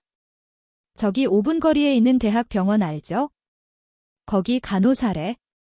그것도 중환자실에서 일한대. 이런 사람이면 월세 떼먹을 걱정은? 없겠지? 박 사장이 신이 나서 떠들었어요. 간호사, 대학병원 간호사, 저는 그제야 마음이 조금 놓였어요. 적어도 1년 동안 연락 두절되고 월세를 떼먹을 사람은 아닌 것 같았죠. 박소희라는 아가씨는 조건조건하게 말했어요. 제가 병원 기숙사에 살았는데 이번에 연차가 차서 좀 조용한 곳으로 나오고 싶었어요. 어르신 집이 병원이랑도 가깝고 무엇보다 집이 정말 깨끗하더라고요. 박 사장님이 보여주셨는데 도배도 새로 하셨다고. 아, 네, 얼마 전에 새로 했죠. 저는 씁쓸하게 대답했어요. 제가 3교대 근무라 집에 있는 시간보다 병원에 있는 시간이 더 많을 거예요. 시끄럽게 할 일 전혀 없고요. 그리고 월세는 제가 날짜 하나는 기가 막히게 지켜요. 병원 월급이 칼같이 들어오거든요. 그 월세라는 말에 저는 그만 웃음이 나올 뻔했어요. 그래. 내가 바라던 게 바로 저런 거였지? 좋아요. 박호사, 계약합시다. 우리는 그 자리에서 바로 계약서를 썼어요. 지난번 재민이 왔었던 그 살벌한 특약 사항 같은 건 넣지 않았죠. 그냥 보통의 평범한 임대차 계약서였어요. 박 간호사는 보증금과 첫 달세를 그 자리에서 바로 이체했어요. 제 휴대전화에 딩동하고 입금 알림이 뜨는 순간 저는 거의 1년 만에 처음으로 제대로 숨을 쉬는 기분이었어요. 잘 부탁드립니다. 어르신. 이사는 다음 주말에 조용히 할게요. 그래요. 잘 살아봐요. 그렇게 박 간호사가 5분 거리 그 집에 새로운 세입자가 되었어요. 이사하는 날에도 저는 가보지 않았죠. 괜히 주인 행세하며 귀찮게 하고 싶지 않았어요. 그런데 그날 저녁이었어요. 제 휴대전화로 문자 메시지가 한 통 왔죠. 어르신, 저 박소희예요. 오늘 이사 잘 마쳤습니다. 집이 정말 화사하고 좋네요. 깨끗하게 잘 쓰겠습니다. 편안한 저녁 되세요. 저는 그 문자를 한참이나 들여다봤어요. 깨끗하게 잘 쓰겠습니다. 그 평범한 한마디가 어찌나 고맙고 든든하게 들리던지. 1년 동안 저를 지옥으로 몰아넣었던 그 집이 드디어 제 노후. 연금 역할을 다시 하게 된 것 같았죠. 그 후로 한 달이 지났어요. 박 간호사는 정말 조용했어요. 그 집에 사람이 사는지 안 사는지 모를 정도였죠. 그리고 약속한 월세 15일, 저는 일부러 통장 앱을 확인하지 않았어요. 왠지 또 실망하게 될까 봐 1년간의 그 악몽이 아직 제게 남아 있었나 봐요. 그런데 아침 9시 10분, 딩동 알림이 울렸어요. 박소의 120만 분. 저는 그 화면을 정말 10분은 넘게 쳐다본 것 같아요. 1년 만에 제대로 월세가 들어온 거예요. 저는 저도 모르게 눈시울이 뜨거워지는 걸 느꼈어요. 겨우 돈 120만 원이 뭐라고? 그게 아니었어요. 이건 무너졌던 제 일상이, 제 자존심이 다시 제자리로 돌아왔다는 신호탄 같았죠. 며칠 뒤 시장에 장을 보러 갔다가 우연히 박 간호사를 마주쳤어요. 병원 유니폼이 아닌 사복을 입고 있었는데 더 애 보였죠. 어머, 어르신, 안녕하세요. 박호사가 저를 먼저 알아보고 환하게 웃었어요. 아, 박 간호사 쉬는 날인가 봐요. 네, 오늘 오프예요. 장 보러 나오셨어요. 어르신 이거 드세요. 박 간호사가 자기가 막 사려던 귤 봉지에서 제일 크고 예쁜 귤을 하나 꺼내 제 손에 쥐어줬어요. 아이고 뭘 이런 걸. 저 어르신 집에서 너무 잘 살고 있어요. 조용하고 따뜻하고 정말 좋아요. 감사해요. 내가 고맙죠. 월세도 제 날짜에 딱딱 넣어주고. 에이, 그건 당연한 거죠. 어르신, 근데 무릎이 좀 안 좋아 보이시는데 괜찮으세요? 걸음걸이가 조금? 박 간호사의 말에 저도 모르게 제 무릎을 만졌어요. 아, 이게 지난 1년 동안 속을 썩였더니 무릎이 더 안 좋아졌네. 비가 오려나 봐요. 쑤시는 게. 어르신 그러지 마시고 저희 병원 한번 오세요. 저희 병원 정형외과 정말 유명해요. 제가 잘 아는 교수님으로 알아봐 드릴까요? 아니야. 됐어요. 늙으면 다 이래? 아니에요. 관리하셔야 해요. 이분한테 예약 잡아보세요. 제 이름 대면 잘해주실 거예요. 꼭 가보세요. 저는 얼떨결에 그 교수님 이름을 받아들었어요. 고마워요. 박 간호사, 정말 신경 써주네. 별 말씀을요. 그럼 저 먼저 가볼게요. 꼭 가보세요. 박호사는 씩씩하게 손을 흔들며 시장 인파 속으로 사라졌어요. 저는 손에 든 귤 하나, 그리고 교수님 이름이 적힌 메모를 한참이나 내려다 보았죠. 남인데. 피 한 방울 섞이지 않은 남인데. 1년 동안 나를 지옥에 살게 한 내 아들 녀석보다 이 아가씨가 100배, 1000배는 더 나았어요. 마음 한구석이 따뜻해지면서도 동시에 더 시리게 아파왔습니다. 박 간호사가 쥐어준 귤은 달았지만 제 무릎은 날이 갈수록 더 쑤셔왔어요. 노래교실 계단을 오르내리는 것조차 힘에 부쳤죠. 그래, 이 고생을 했는데 몸이 성할 리가 없지? 저는 결국 박 간호사가 알려준 그 대학병원 정형외과에 예약을 잡았어요. 병원에 가는 날 일부러 박호사에게는 연락하지 않았죠. 괜히 젊은 사람 바쁜데 부담 주기 싫었어요. 대학병원은 정말 크고 복잡하더군요. 수많은 사람이 로비를 가득 메우고 있었어요.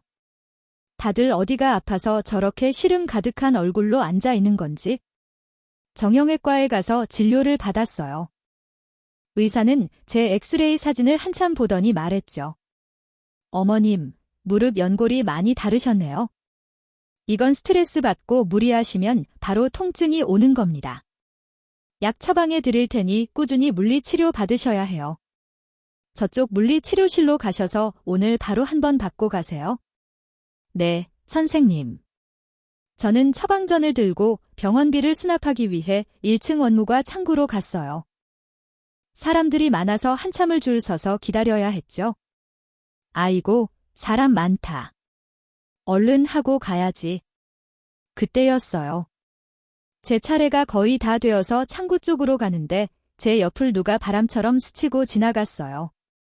잠시만요. 비켜주세요. 다급한 목소리였죠. 저는 깜짝 놀라 옆을 돌아봤어요.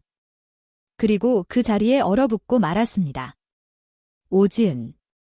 제 며느리 오지은이었어요. 그런데 제가 알던 그 오지은이 아니었어요. 명품 가방을 메고 호텔 레스토랑에서 웃던 그 화려한 모습은 온데간데 없었죠. 마지막으로 집행날 봤던 그 꾀죄죄했던 모습과도 달랐어요. 지금 제 앞에 있는 건 머리는 언제 감았는지 모르게 따아 있었고 화장기 하나 없는 얼굴은 잿빛이었어요. 두 눈은 깊게 들어가서 마치 산 사람 같지가 않았죠. 지금이 어떤 계절인데 얇고 다 늘어난 티셔츠에 환자용 바지처럼 보이는 펑퍼짐한 바지를 입고 있었어요. 그 위에는 남편이 입다 버린 것 같은 낡고 더러운 패딩 점퍼 하나를 겨우 걸치고 있었고요. 지은아. 저도 모르게 그 아이를 불렀어요. 지은이는 제 목소리에 마치 전기라도 맞은 듯 흠칫하고 저를 돌아봤어요. 그리고 저를 본 순간 그 깊어졌던 눈이 공포로 가득 차는 것을 보았죠. 어머님. 너 여기서 뭐 해? 내가 왜 여기 있어? 어디 아파? 저도 모르게 지은이에게 다가갔어요. 하지만 지은이는 제가 한 걸음 다가가자 두 걸음 뒤로 물러났어요. 마치 무서운 짐승이라도 만난 것처럼요. 아, 아니에요. 저 아니에요. 잘못 보셨어요.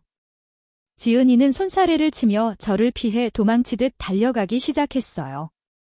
지은아. 거기서 너 맞잖아. 저도 모르게 그 아이를 뒤쫓기 시작했어요. 아픈 무릎도 잊어버렸죠. 지은이는 병원 로비를 가로질러 제가 가려던 물리치료실 쪽이 아닌 전혀 다른 방향, 병원 뒤편에 있는 별관 건물로 뛰어 들어갔어요. 저도 숨을 헐떡이며 그 뒤를 따랐죠. 저긴 뭐 하는 곳이지? 지은이가 뛰어들어간 건물은 본관처럼 화려하지 않았어요.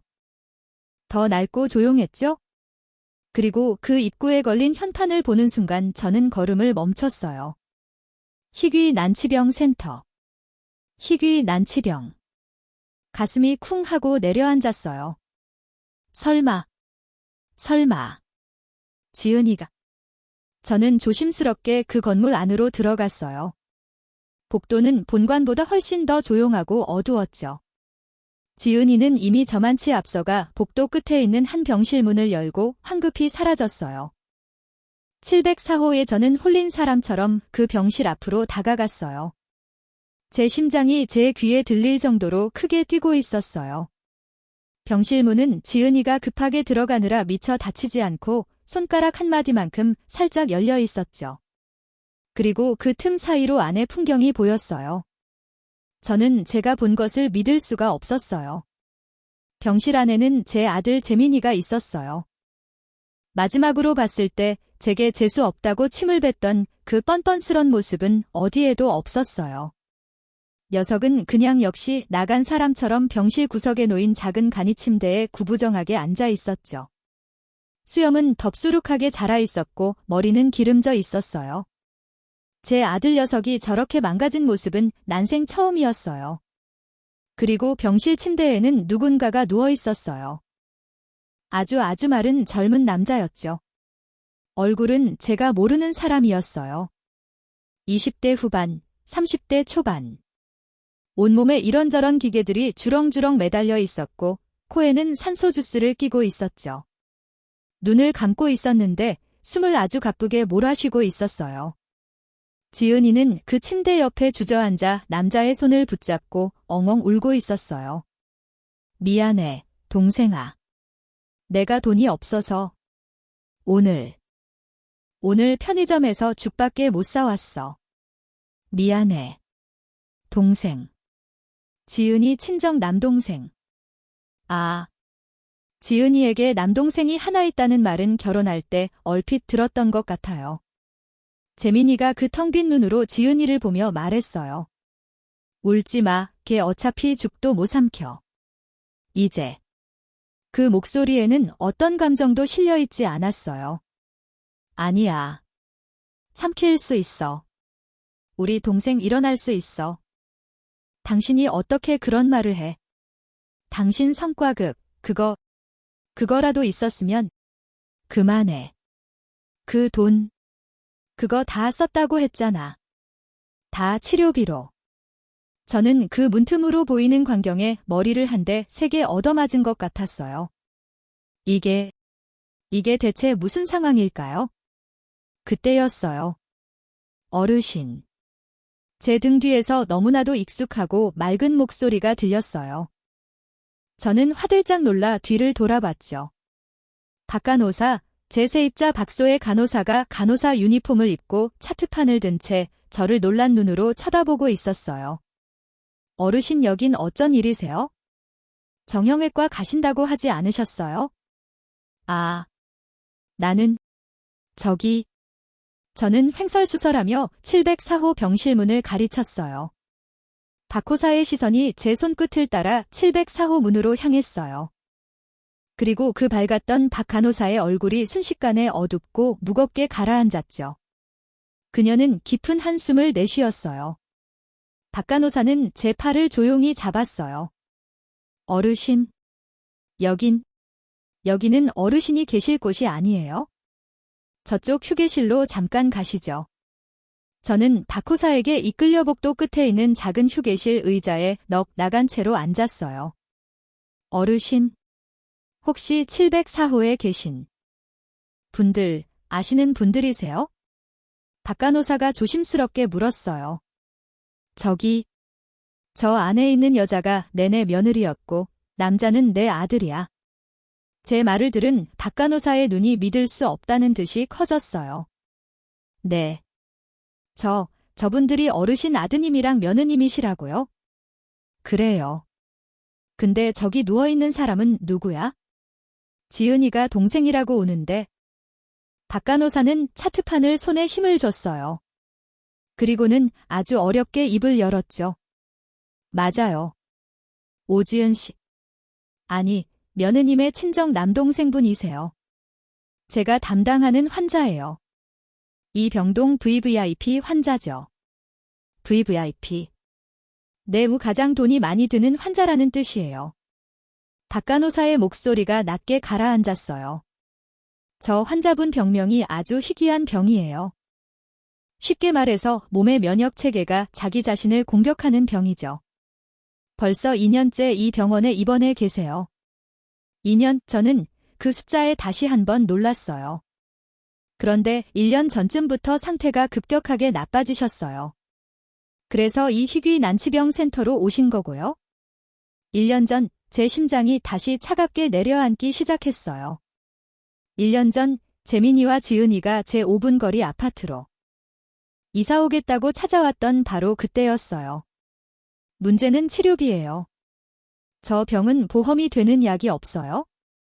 유일하게 듣는 약이 미국에서 막 들어온 신약인데 그게 비급여예요. 비급여라면? 네, 한 달에 주사 2번 맞는데 어르신 놀라지 마세요. 한 번에 1,000만 원이 넘어요. 한 달에 약값만 2천만 원이 넘게 들어가요. 뭐라고? 저는 제 귀를 의심했어요. 한 달에 2천만 원 은에 그나마 그 주사를 맞아야 겨우 생명을 유지하시는 거예요. 저 지은 씨랑 강재민 씨 두 분이서 정말 애쓰셨어요. 애를 써. 네, 어르신 아드님, 이번에 성과급 엄청나게 받으셨다고 들었어요. 그 돈, 여기 병원비로 다 넣으셨어요. 근데 그걸로도 택도 없었죠. 2달치 약값도 안 됐으니까요. 제 머릿속이 하얗게 비어버리는 것 같았어요. 성과급, 그 돈, 명품 가방, 호텔 레스토랑, 박호사, 하지만 걔들 그 돈으로 명품 가방 사고 호텔 가서 밥 먹고 그랬는데 제 말에 박호사는 저를 정말 이해할 수 없다는, 아니 가엾다는 듯한 눈으로 쳐다봤어요. 어르신, 무슨 말씀이세요? 아니, 며느리가 SNS에 가방 샀다고 자랑하고. 가방이요. 어르신, 저 지은 씨요. 자기 마지막 남은 결혼 예물 가방까지 얼마 전에 중고로 팔았어요. 이 병원 간병인 아주머니 통해서요. 그 돈으로 동생분 기저귀 삽니다고요. 호텔이요? 저 2사람, 저기 704호 간이침대에서 쪽잠 자는 지가 6개월이 넘었어요. 병원 식당 밥도 비싸다고 맨날 편의점에서 삼각김밥 하나로 둘이 나눠 먹어요. 그럼 그 사진은? 제가 듣기로는 그거 아주 옛날 사진이래요. 혹시나 돈이라도 빌릴 수 있을까 해서 잘 살 척, 안 척하려고 예전 사진 올린 거라고 들었어요. 저는 아무 말도 할 수가 없었어요. 제가 본 것은 대체 무엇이었을까요? 제가 확인했던 그 사실은 대체 뭐였던 걸까요? 어르신. 근데 저분들이 어르신 아드님, 며느님이신데 왜 모르셨어요? 저렇게 힘든 일을 겪고 계시는데 박호사의 그 순진한 질문이 제 가슴을 수천 개의 바늘로 찌르는 것 같았습니다. 저는 그 질문에 아무런 대답도 할 수가 없었습니다. 그저 704호 병실 문만 멍하니 쳐다볼 뿐이었죠. 제가 무슨 짓을 한 걸까요? 박 간호사의 그 마지막 질문은 제 심장을 그대로 꿰뚫어 버리는 것 같았어요. 어르신. 근데 저분들이 어르신 아드님, 며느님이신데 왜 모르셨어요? 저렇게 힘든 일을 겪고 계시는데 저는 아무런 대답도 할 수가 없었죠. 제가 무슨 말을 하겠어요. 돈에 눈이 멀어서 월세 120만 원이 아까워서 내 아들 녀석이 벼랑 끝에 몰린 것도 모르고 내가 직접 그 등을 떠밀어 버렸노라고. 차마 그 말이 입 밖으로 나오질 않았어요. 저는 쉰 사람처럼 휴게실 의자에서 일어났어요. 어르신 어디 가세요? 박 간호사가 저를 붙잡았지만 저는 그 손을 뿌리칠 힘도 없이 그저 발걸음을 옮겼어요. 물리치료요. 정형외과요. 아픈 무릎 따위는 느껴지지도 않았어요. 그보다 더한 것이 제 가슴을 짓누르고 있었으니까요. 병원 로비를 어떻게 빠져나왔는지, 집에는 어떻게 돌아왔는지 기억이 나질 않아요. 정신을 차려보니 저는 텅 빈 제 집거실 소파에 멍하니 앉아 있었어요. 해가 지고 있었더군요. 붉은 노을이 제 넓은 거실을 비추는데 그 빛이 꼭 피눈물처럼 느껴졌어요. 모든 조각이, 이제야 제멋대로 굴러다니던 그 모든 조각이 끔찍한 그림으로 완성되었어요. 한 달에 2천만 원 그래요? 1년 전, 3년 만에 저를 찾아왔던 그 녀석들. 그렇게나 피곤하고 절박해 보였던 이유. 전세금을 2배나 올려달래요. 거짓말이었죠. 당장 길에 나앉게 생겼어요. 그건 진심이었고요. 이미 그때부터 며느리 동생의 병원비는 그 아이들의 숨통을 조이고 있었던 거예요. 제 5분 거리 아파트. 그 녀석들에게는 그게 마지막 동아줄이었던 거예요. 어떻게든 월세라도 아껴서 그 돈이라도 병원비에 보태려고 제게 피부치인 제게 기댔던 거였어요. 월세 이틀만 밀려도 바로 통보하고 2달 밀리면 바로 집 비우는 걸로 저는 그 마지막 동아줄을 제 손으로 싹둑 잘라버린 거였죠. 그것도 모자라 그 아이들이 매달린 벼랑 끝까지 쫓아가 손가락을 하나하나 짓밟아 떼어낸 거였어요. 회사가 어려워서요. 보너스가 꼬여서요. 그 어설픈 거짓말들. 왜 저는 그 말을 고지고대로 믿었을까요? 아니, 믿지 않았죠. 저는 그 녀석들이 저를 속인다고만 생각했어요. 그럼 SNS 사진은요? 박간호사가 그랬죠? 아주 오래전 사진이라고. 잘 사는 척, 안 척, 돈이라도 빌릴 수 있을까 해서. 저는 그 비명을, 그 처절한 비명을 허영심이라고, 사치라고 제멋대로 단정 지어 버렸어요. 그 명품 가방, 중고로 팔아서 기저귀 값을 했다고요? 제가 그토록 비난했던 그 가방이 사실은 며느리의 마지막 자존심이자 동생의 생명줄이었던 거예요. 성과금. 윤 사장의 그 호탕한 웃음소리가 귓가에 맴도는 것 같았어요. 돈방석에 앉아 있을 겁니다. 그래요? 앉았겠죠? 하지만 그건 불타는 돈방석이었던 거예요. 한 달 약값에도 못 미치는 그 돈을 손에 쥐고 녀석들은 무슨 생각을 했을까요? 이걸로 한 번 더 그 희망 고문을 저는 배신이라고 불렀던 겁니다. 제가 그토록 분노했던 그 돈은 녀석들의 사치품이 아니라 동생의 생명을 겨우 2달 연장하는 주사 약수로 전부 들어갔던 거예요. 어머니, 우리가 이렇게 망하길 바랬어요. 명도 집행날 재민이가 제게 악을 썼죠. 망한 게 아니었어요. 이미 망가질 대로 망가진 상태였던 거예요. 당신 손으로 아들 죽인 거야? 평생 혼자 외롭게 살다가 그 말이 그 녀석의 마지막 절규가 제 심장을 갈기갈기 찢어놓는 것 같았어요. 그건 저주가 아니었어요. 사실이었어요. 저는 제 아들을 제 손으로 죽이고 있었던 거예요. 그 엉망진창이었던 집, 쓰레기 더미. 그건 그 녀석들의 복수가 아니었어요. 그건 그 녀석들의 삶이었던 거예요. 모든 걸 포기한 사람들, 병원 간이 침대에서 쪽잠을 자며 하루하루를 버티는 것조차 지옥이었던 아이들의 마지막 흔적이었던 거죠. 저는 소파에 엎드려 소리도 내지 못하고 울었어요. 뜨거운 눈물이 멈추지 않고 흘러내렸죠. 깐깐한 송선자, 독한 송선자. 평생 남편 죽었을 때도 이렇게 울어본 적이 없었던 것 같아요. 가슴이 너무나도 아팠어요. 누가 제 가슴을 불에 달군 송곳으로 마구 헤집는 것 같았죠. 내가 무슨 짓을 한 거냐? 저는 그 길로 다시 집을 뛰쳐나왔어요. 이미 밤이 깊었지만 상관없었어요. 무릎이 부서져라 아팠지만 그것도 상관없었어요. 저는 다시 그 병원으로 뛰었어요. 지금 당장 그 아이들을 보지 않으면 제가 죽을 것 같았거든요. 택시를 잡아타고 병원 희귀 난치병 센터에 거의 굴러 들어가다시피 했어요. 밤 10시가 넘은 시간, 복도는 낮보다 더 어둡고 고요했죠. 오직 간호사 스테이션의 불빛만 희미했어요. 704호에 저는 그 병실문 앞에 겨우 섰어요. 온몸이 사시나무처럼 떨렸죠. 문틈으로 아주 작은 흐느낌 소리가 새어나오고 있었어요. 지은이었어요. 저는 떨리는 손을 들어 문을 두드렸어요. 똑똑. 안에 흐느낌이 뚝 그쳤죠. 누구세요? 재민의 잔뜩 잠긴 목소리가 들렸어요. 저는 대답을 할 수가 없었어요. 목이 메어서 말이 나오질 않았죠. 누구시냐고요? 저는 겨우 문고리를 잡고 문을 열었어요. 낡은 문이 소리를 냈죠. 병실 안은 어두웠어요. 환자를 위한 작은 스탠드 불빛 하나만 켜져 있었죠.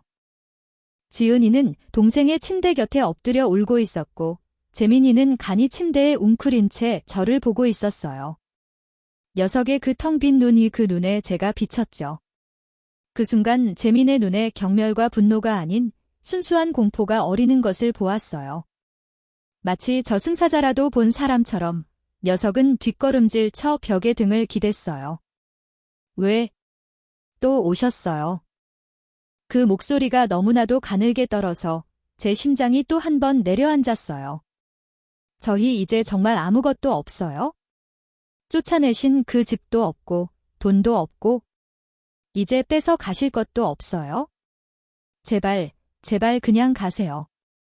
네, 지은이가 고개를 들었어요. 저를 본 지은이의 얼굴은 공포를 넘어 체념으로 가득 차 있었죠. 마치 그래? 올 것이 왔구나 하는 표정으로요. 어머님, 저희 그냥 여기서 죽게 내버려 두세요. 지은아. 저는 겨우 목소리를 냈어요. 제 목소리가 제 것 같지 않았죠? 재민아. 저는 비틀거리며 병실 안으로 들어갔어요. 두 아이는 마치 학대당한 짐승처럼 저를 피하려고 움츠러들었죠. 그 모습에 저는 그 자리에 무릎을 꿇고 말았어요. 쿵, 어머님. 엄마. 두 아이가 동시에 놀라 저를 쳐다봤어요. 저는 바닥에 무릎을 꿇은 채 그 아이들을 올려다 보았어요. 눈물이 다시 뺨을 타고 흘러내렸죠. 왜? 저는 잠시 말을 잇지 못했어요. 왜 말 안 했니? 왜, 이 바보 같은 녀석들아? 왜 나한테 말을 안 했어? 이 어미한테 왜 말을 안 한 거야? 제 울부짖음에 재민이의 굳어있던 얼굴이 무너지기 시작했어요. 지은이는 그저 입을 막고 저를 쳐다보며 눈물만 뚝뚝 흘렸죠. 말을 어떻게 해요? 어떻게 말을 해요, 어머님? 지은이가 드디어 소리를 냈어요. 저희가 3년 만에 어머님 찾아갔어요. 그것도 저희 살던 집 쫓겨나게 생겨서 어머님 집에 새들어 살아보려고 간 거였어요. 염치도 없는 짓이었죠. 근데 거기서 어떻대? 어머님, 사실은 제 동생이 아파서 한 달에 2천만 원씩 병원비가 필요해요. 저희 좀 도와주세요. 그 말을 어머님께 어떻게 해요? 저는 아무 말도 못했어요. 어머님 평생 어떻게 돈 모으셨는지 재민 씨한테 들어서 아는데 그 피 같은 돈을 저 같은 년 동생 살리자고 내놓으라고 제가 어떻게 그런 말을 해요? 그래서 거짓말 한 거예요. 회사 어렵다고, 보너스 밀렸다고. 그 120만 원 그거라도 아껴서 동생 기저귀 값이라도 하려고. 어머님 속인 거예요? 저 정말 나쁜 년이에요. 지은이가 바닥에 주저앉아 엉엉 울었어요. 그 SNS, 그것도, 그 가방. 그거. 재민 씨가 성과급 받았을 때 병원에서 동생 이제 가망 없다고 마음에 준비하라고. 그래서 재민 씨가 이대로는 못 보낸다. 신약 그거 한 번이라도 맞춰보자고. 그래서 그 돈 전부 병원비로 넣고. 정말 마지막이라고 생각해서 예전 사진 올린 거예요. 사람들이 저희 불쌍하게 보는 게 너무 싫어서. 우린 괜찮다. 우린 아직 안 죽었다. 그렇게라도 버티고 싶었어요. 근데 어머님, 그게 그렇게 죽을 죄였나요? 저희가 정말 그렇게 미우셨어요? 아니다. 지은아. 아니야. 내가 잘못했다. 내가 죽을 죄를 지었다. 저는 울면서 지은이에게 다가가려 했어요. 그때였죠. 간이 침대에 앉아있던 재민이가 아주 낮은 목소리로 입을 열었어요. 엄마. 저는 멈칫했어요. 녀석이 저를 엄마라고 부른 게 정말 몇 년 만인지. 재민이가 고개를 들었어요. 그 텅 비었던 눈에서 눈물이 흐르고 있었죠. 내가 능력이 없어요. 내가 아무리 발버둥 쳐도 돈을 벌어도 밑빠진 독에 물붓기였어요. 엄마한테 말을 못했어요. 엄마가 평생 그 반찬 가게 하면서 손목 다 나가고 무릎 다 상하면서 어떻게 그 집 두 채 모았는지 내가 아니까? 내가 다 보고 자랐으니까? 그런 엄마한테 엄마, 나 돈 줘, 2천만 원, 그 말이 내 목구멍에서 나오질 않았어요. 그래서 그냥 엄마 월세를 떼먹었어요. 그 120만 원이라도 지어서 동생 약값에 보태려고. 나 정말 나쁜 놈 맞아요. 재민이의 어깨가 간절하게 떨리고 있었어요. 그날 엄마가 집행관들 데리고 온 날 내가 엄마한테 못된 말한 거 알아요. 당신 손으로 아들 죽였다고, 재수 없다고. 사실이에요. 나 그냥 그때 다 끝내고 싶었어요. 근데 지은이 혼자 둘 수가 없어서. 지은이 저렇게 오는 거 참아볼 수가 없어서. 그래서 엄마한테 악담이라도 퍼부은 거예요. 그렇게라도 안 하면 내가 그 자리에서 그냥 무너져 내릴 것 같아서. 그래서 그랬어요. 엄마, 죄송해요. 내가 다 망쳤어요. 지은이도, 동생도, 그리고 엄마도 내가 다 망쳤어요. 재민이가 그 간이 침대 위에서 어린아이처럼 소리내어 울기 시작했어요. 저는 그 두 아이의 절절한 고백 앞에서 아무런 말도 할 수가 없었어요. 그저 가슴을 쥐어뜯으며 함께 우는 것 말고는 제가 할 수 있는 것이 아무것도 없었습니다. 그날 병실에서 어떻게 빠져나왔는지 모르겠어요. 재민이와 지은이의 울음소리를 등 뒤로 하고 저는 비틀거리며 병원을 나섰죠. 새벽 공기가 폐부 깊숙이 파고들었지만 제 머릿속은 불덩이처럼 뜨거웠어요. 집으로 돌아왔죠. 제가 평생 일궈낸 그 넓고 깨끗한 제 아파트. 현관문을 열고 들어서는 순간 이 집이 너무나도 낯설게 느껴졌어요. 불을 켜지 않은 거실은 어둡고 차가웠어요. 그 어떤 온기도 느껴지지 않았죠. 마치 거대한 무덤 속에 저 혼자 덩그러니 남겨진 기분이었어요. 저는 소파에 앉지도 못하고 그 차가운 대리석 바닥에 그냥 주저앉았어요. 내가 무슨 짓을 한 거지? 제 자신이 그래요. 사람들은 제 이야기를 들었다면 잘했다. 새삼통이다. 그런 자식들은 쫓겨나도 싸다 하고 박수를 쳤을지도 모르죠. 저는 그 박수가 받고 싶었던 걸까요? 내 억울함, 내 배신감, 그것만 중요했던 걸까요? 명도 소송, 법대로 한다. 저는 제가 이겼다고 생각했어요. 내 재산을 지켰다고 자부했죠. 그런데 아니었어요. 저는 이긴 게 아니었어요. 저는 모든 것을 잃은 거였어요. 벼랑 끝에 간신히 매달려 살려달라고 외치는 아이들이 있었어요. 그런데 저는 그 소리를 거짓말이라고 치부하고 그 절박하게 내민 손을 매정하게 놓아버린 거였어요. 그것도 모자라서 이미 모든 것을 잃고 바닥으로 떨어진 아이들을 보며 거봐, 내 말이 맞지 하고 마지막 쐐기를 박은 셈이었죠. 당신 손으로 아들 죽였다. 재민이의 그 말이 귓가에 계속 울렸어요. 그래요. 그건 저주가 아니라 사실이었어요. 저는 제 아들의 영혼을 짓밟고 죽인 거였어요. 겨우 돈 1,200만 원, 10달 밀린 그 1,200만 원 그게 뭐라고? 저는 제 아들과 며느리를 그 지옥 같은 현실 속에 내동댕이 쳤을까요? 아니, 그 아이들은 이미 지옥 속에 있었어요. 한 달 약값만 2천만 원. 저는 그 지옥 속에 있는 아이들에게 유일한 숨구멍이었던 월세 120만 원마저 틀어막고 오히려 빚쟁이 취급을 했던 거예요. 저는 제 자신이 너무나도 혐오스러웠어요. 평생 깐깐하게, 독하게 살아온 제 인생 전부가 부정당하는 기분이었죠. 그래요. 저는 돈은 벌었을지 몰라도 어미가 되는 법은 배우지 못했던 거예요. 저는 그 어두운 거실 바닥에 엎드려 밤새 울었어요. 이제 어떻게 해야 할까요? 무엇을 해야 이 죄를 씻을 수 있을까요? 날이 밝아오고 있었어요. 창밖으로 희미하게 여명이 비쳤죠. 저는 뜬 눈으로 밤을 새웠어요. 그리고 결심했어요. 지금 내가 해야 할 일 딱 하나뿐이었죠. 저는 밤새온 사람의 얼굴이라고는 믿기지 않을 정도로 빠르게 움직이기 시작했어요. 먼저 은행으로 향했죠. 아침 9시 문이 열리자마자 들어가 제 가장 큰 적금 통장을 해지했어요. 그리고 현금으로 수천만 원을 찾았어요. 은행 직원이 놀라서 어디에 쓰시려고요? 물었지만 대답하지 않았죠. 두둑한 돈 봉투를 가방 깊숙이 넣고 저는 그 5분 거리 아파트로 향했어요. 제 월세형 아파트. 지금은 박 간호사가 살고 있는 그 집이었죠. 딩동. 초인종을 눌렀어요.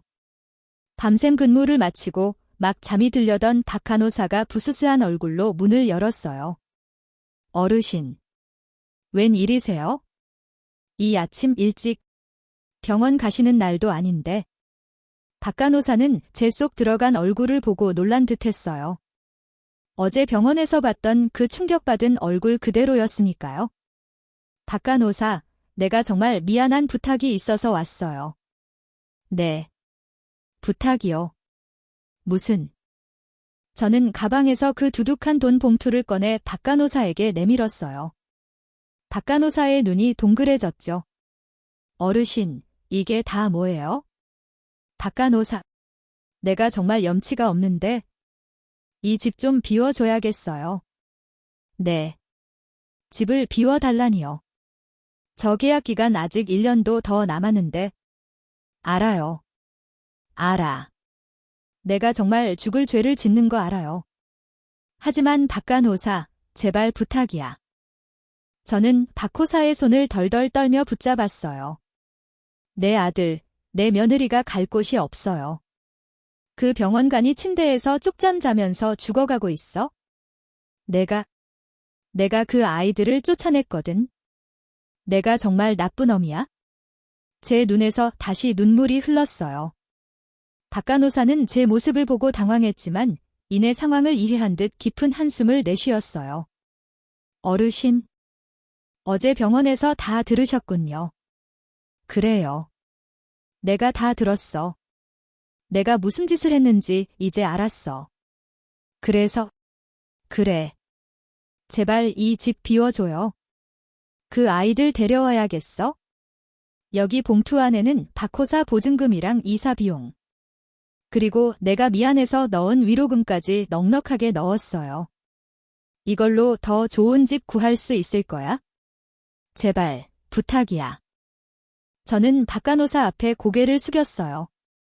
박 간호사는 돈 봉투와 저를 번갈아 보더니 이내 봉투를 제 손으로 다시 밀어 넣었어요. 어르신, 이러지 마세요.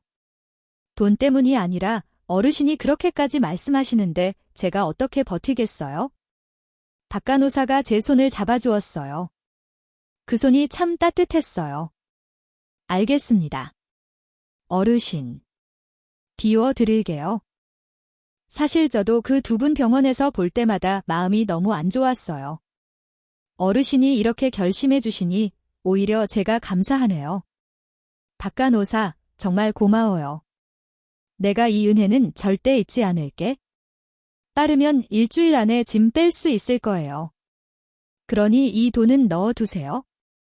저는 보증금이랑 이사 실비만 받으면 돼요? 아니야. 받아줘요. 이건 내 성의야. 제발. 저는 거의 빌다시피 박 간호사에게 돈을 안겨주었어요. 박 호사는 어쩔 수 없다는 듯 고개를 끄덕였죠. 고마워요, 박 호사, 정말 고마워요. 저는 박 간호사 집을 나왔어요. 가슴이 아직도 벌렁거렸지만 그래도 첫 번째 단추는 끼운 기분이었죠. 하지만 이걸로는 부족했어요. 턱없이 부족했죠. 한 달에 2천만 원 그 지옥 같은 병원비를 해결하지 않으면 아무 소용이 없었어요. 저는 집으로 돌아가지 않았어요. 그 차가운 무덤 같은 집은 이제 제 집이 아니었어요. 저는 그 길로 제가 가장 신뢰하는 부동산 사무실로 향했어요. 박 사장이 있는 곳이 아닌 다른 곳이었죠.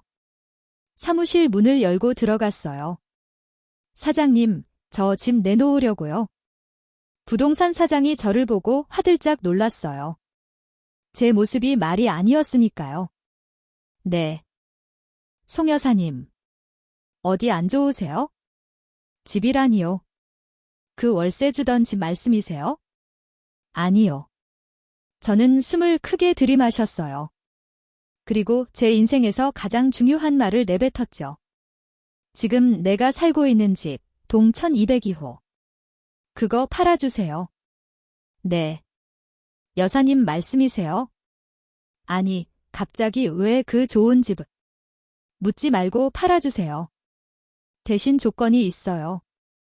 무조건 가장 빨리 팔아주셔야 해요. 가장 빨리라면 금매로 내놓을 거예요. 시세. 필요 없어요. 시세보다 5천만 원, 아니 1억을 낮춰서 내놓으세요. 무조건 이번 달 안에 현금으로 받을 수 있게 해주세요. 제 단호한 말에 부동산 사장도 더는 묻지 않았어요. 제 눈빛이 정상이 아니라는 걸 알았겠죠. 알겠습니다. 여사님. 이렇게 금매로 내놓으시면 정말 손해를 많이 보시는데 정말 괜찮으시겠어요? 저는 창밖을 내다보았어요. 파란 하늘이 보였죠? 괜찮아요, 사장님. 내가 지금 손해보는 게 돈이 아니거든요. 저는 그 자리에 앉아 매매 위임 계약서에 도장을 찍었어요. 제 평생 그 자체가 담긴 집이었죠. 남편 없이 악착같이 모아서 장만한 내 성, 내 요새. 그걸 제 손으로 내놓는 순간이었어요. 사무실을 나오는데 이상하게도 눈물이 나지 않았어요. 오히려 1년 만에 처음으로 가슴이 조금 시원해지는 기분이었죠. 그래요. 저는 이제 무엇을 해야 할지 알았으니까요. 늦었지만, 너무 늦었지만 이제라도 제대로 된 어미 노릇을 해야 했습니다. 시간은 저를 기다려주지 않았지만 돈의 힘은 무서웠어요. 시세보다 1억이나 싸게 내놓은 제 집은 정말 일주일 만에 새 주인을 찾았어요. 모든 절차는 일사천리로 진행되었죠. 박간호사도 약속대로 일주일 만에 5분 거리 그 아파트에서 짐을 뺐어요. 저는 제 집에서 나온 가구 대부분을 창고에 맡겼어요. 꼭 필요한 짐만 챙겨서 그 24평짜리 월세 주던 집으로 제 거처를 옮겼죠. 제 평생이 담긴 넓은 집이 팔리고 제 통장에 거대한 숫자가 찍히던 날 저는 그 텅 빈 집 바닥에 앉아 한참을 울었어요. 후회 때문이 아니었어요. 그저 제 미련한 인생이 가여워서 그리고 이제라도 무언가를 할 수 있게 되었다는 안도감 때문이었죠. 저는 그 돈이 찍힌 통장을 들고 망설이지 않았어요. 그 길로 다시 대학 병원을 찾았죠. 하지만 704호로 가지 않았어요. 저는 곧장 1층의 원무과 이 번수납 창구로 향했어요. 무엇을 도와드릴까요? 젊은 직원이 제게 물었죠. 704호, 희귀 난치병 센터, 704호 환자. 그 환자 치료비 밀린 거 얼마나 됐죠? 직원이 컴퓨터를 두드리더니 저를 놀란 눈으로 쳐다봤어요. 네. 저 사모님. 지금 미납이 8,300만 원이 넘습니다만. 어떻대? 관계자. 알 거 없고. 그거 지금 다 결제할게요. 네. 8,300을 지금 일시불로 하신다고요? 그래요. 그리고 앞으로 그 환자 치료비 1년치 선납할게요. 그 비급여 신약 있다고 들었어요. 그거 하루도 빠짐없이 제대로 맞을 수 있도록 1년치 미리 넣어둘 테니까 그렇게 알아요. 직원은 너무 놀라서 입을 딱 벌리고 저를 쳐다봤어요. 사모님, 1년치 선납이면 그 금액이 거의 2억 5천만 원에 가까운데 괜찮으시겠어요? 괜찮아요. 여기 통장에 돈 다 있으니까. 모자라면 이 적금 깨면 돼. 그러니까 빨리 처리나 해줘요. 저는 그 자리에 서서 제 인생이 녹아있는 그 돈이 숫자로 빠져나가는 것을 가만히 지켜보았어요. 수억 원의 돈이었지만 이상하게도 아깝다는 생각이 들지 않았어요. 오히려 이제야 제 몫을 하는 기분이었죠. 모든 결제가 끝났어요. 영수증을 받아들고 저는 그 길로 희귀 난치병 센터로 향했어요. 704호 문 앞에 섰죠. 심장이 터질 것 같았어요. 똑똑. 노크를 했어요. 안에서 지친 목소리가 들렸죠. 내 문을 열고 들어갔어요. 며칠 사이에 두 아이는 더 망가져 있었어요.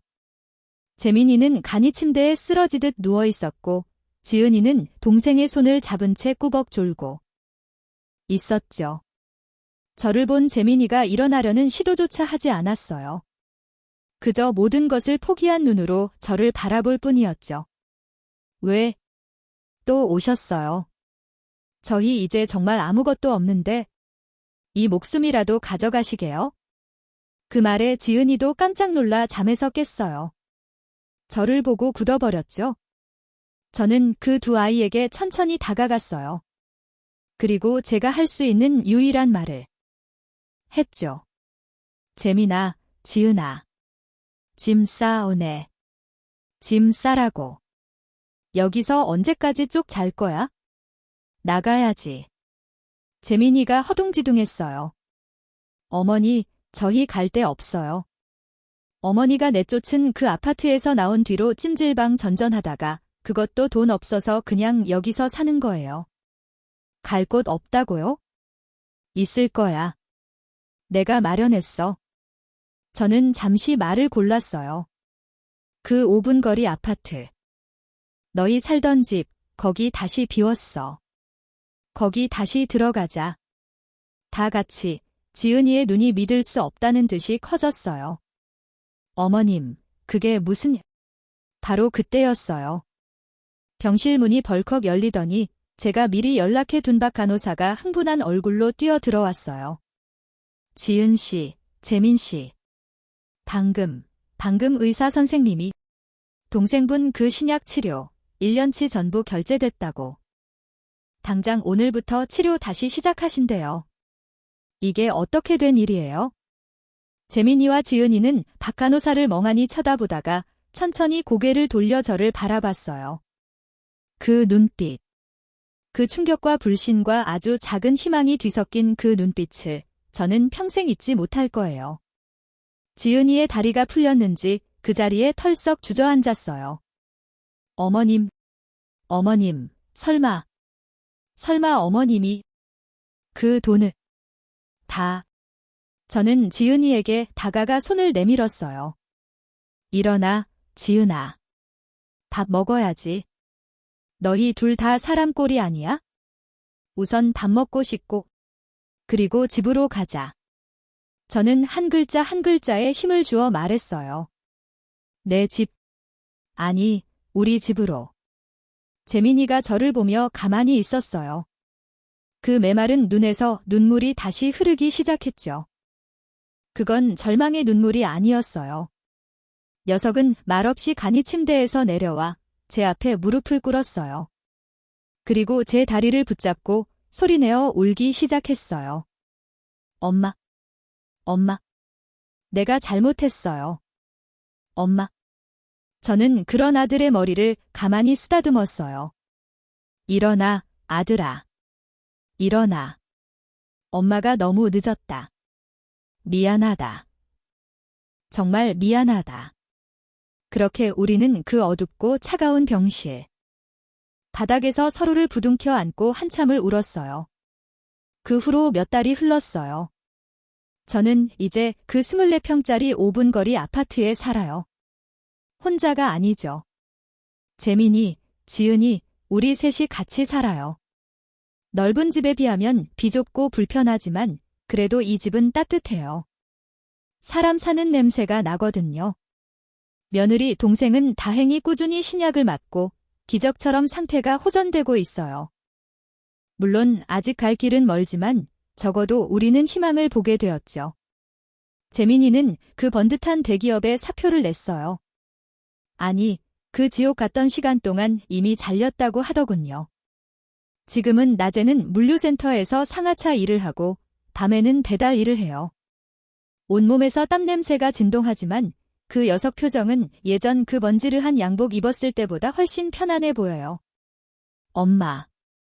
다녀왔습니다. 저녁이면 재민이가 작은 봉투 하나를 제게 내밀어요. 엄마, 이번 달 생활비예요. 아직 적지만 다음 달엔 더 열심히 할게요. 저는 그 땀에 젖은 돈을 받아들고 말하죠. 고생했다, 아들. 지은이도 더는 병원에 매여 있지 않아요. 동생 간병은 이제 전문 간병인을 쓰고 있어요. 물론 그 비용도 제 몫이죠. 지은이는 대신 동네 작은 식당에 나가서 설거지 일을 시작했어요. 저녁이면 저와 함께 부엌에서 저녁을 차리죠. 어머님, 제가 할게요. 어머님, 무릎도 안 좋으신데. 됐어. 같이 해. 동생은 오늘 좀 어때? 네, 오늘 의사 선생님이 웃으셨다고 하셨어요. 어머님, 정말 고맙습니다. 지은이의 눈에는 아직도 눈물이 많지만 그건 감사의 눈물이에요. 5분 거리. 그 거리는 예전과 똑같아요. 하지만 이제 우리는 1년이 걸리지 않아요. 문을 열면 바로 여기에 서로가 있으니까요. 사람들은 저더러 미쳤다고 해요. 평생 모은 재산을 늙어서 자식 하나 때문에 다 날렸다고 손가락질하죠. 하지만 저는 이제야 알게 되었어요. 그 크고 텅 빈 집에서 매달 월세 120만 원을 손해보고 혼자 외롭게 죽어가는 것보다 지금 이 좁은 집에서 내 아들이 땀냄새 풍기며 버는 돈으로 다 같이 부대끼며 끓여 먹는 이 김치찌개 한 숟갈이 100배, 1000배 더 가치 있다는 거요. 저는 제 평생이 담긴 가장 큰 재산을 팔았습니다. 하지만 괜찮아요. 저는 집을 잃은 대신 오늘 비로소 진짜 가족을 얻었으니까요.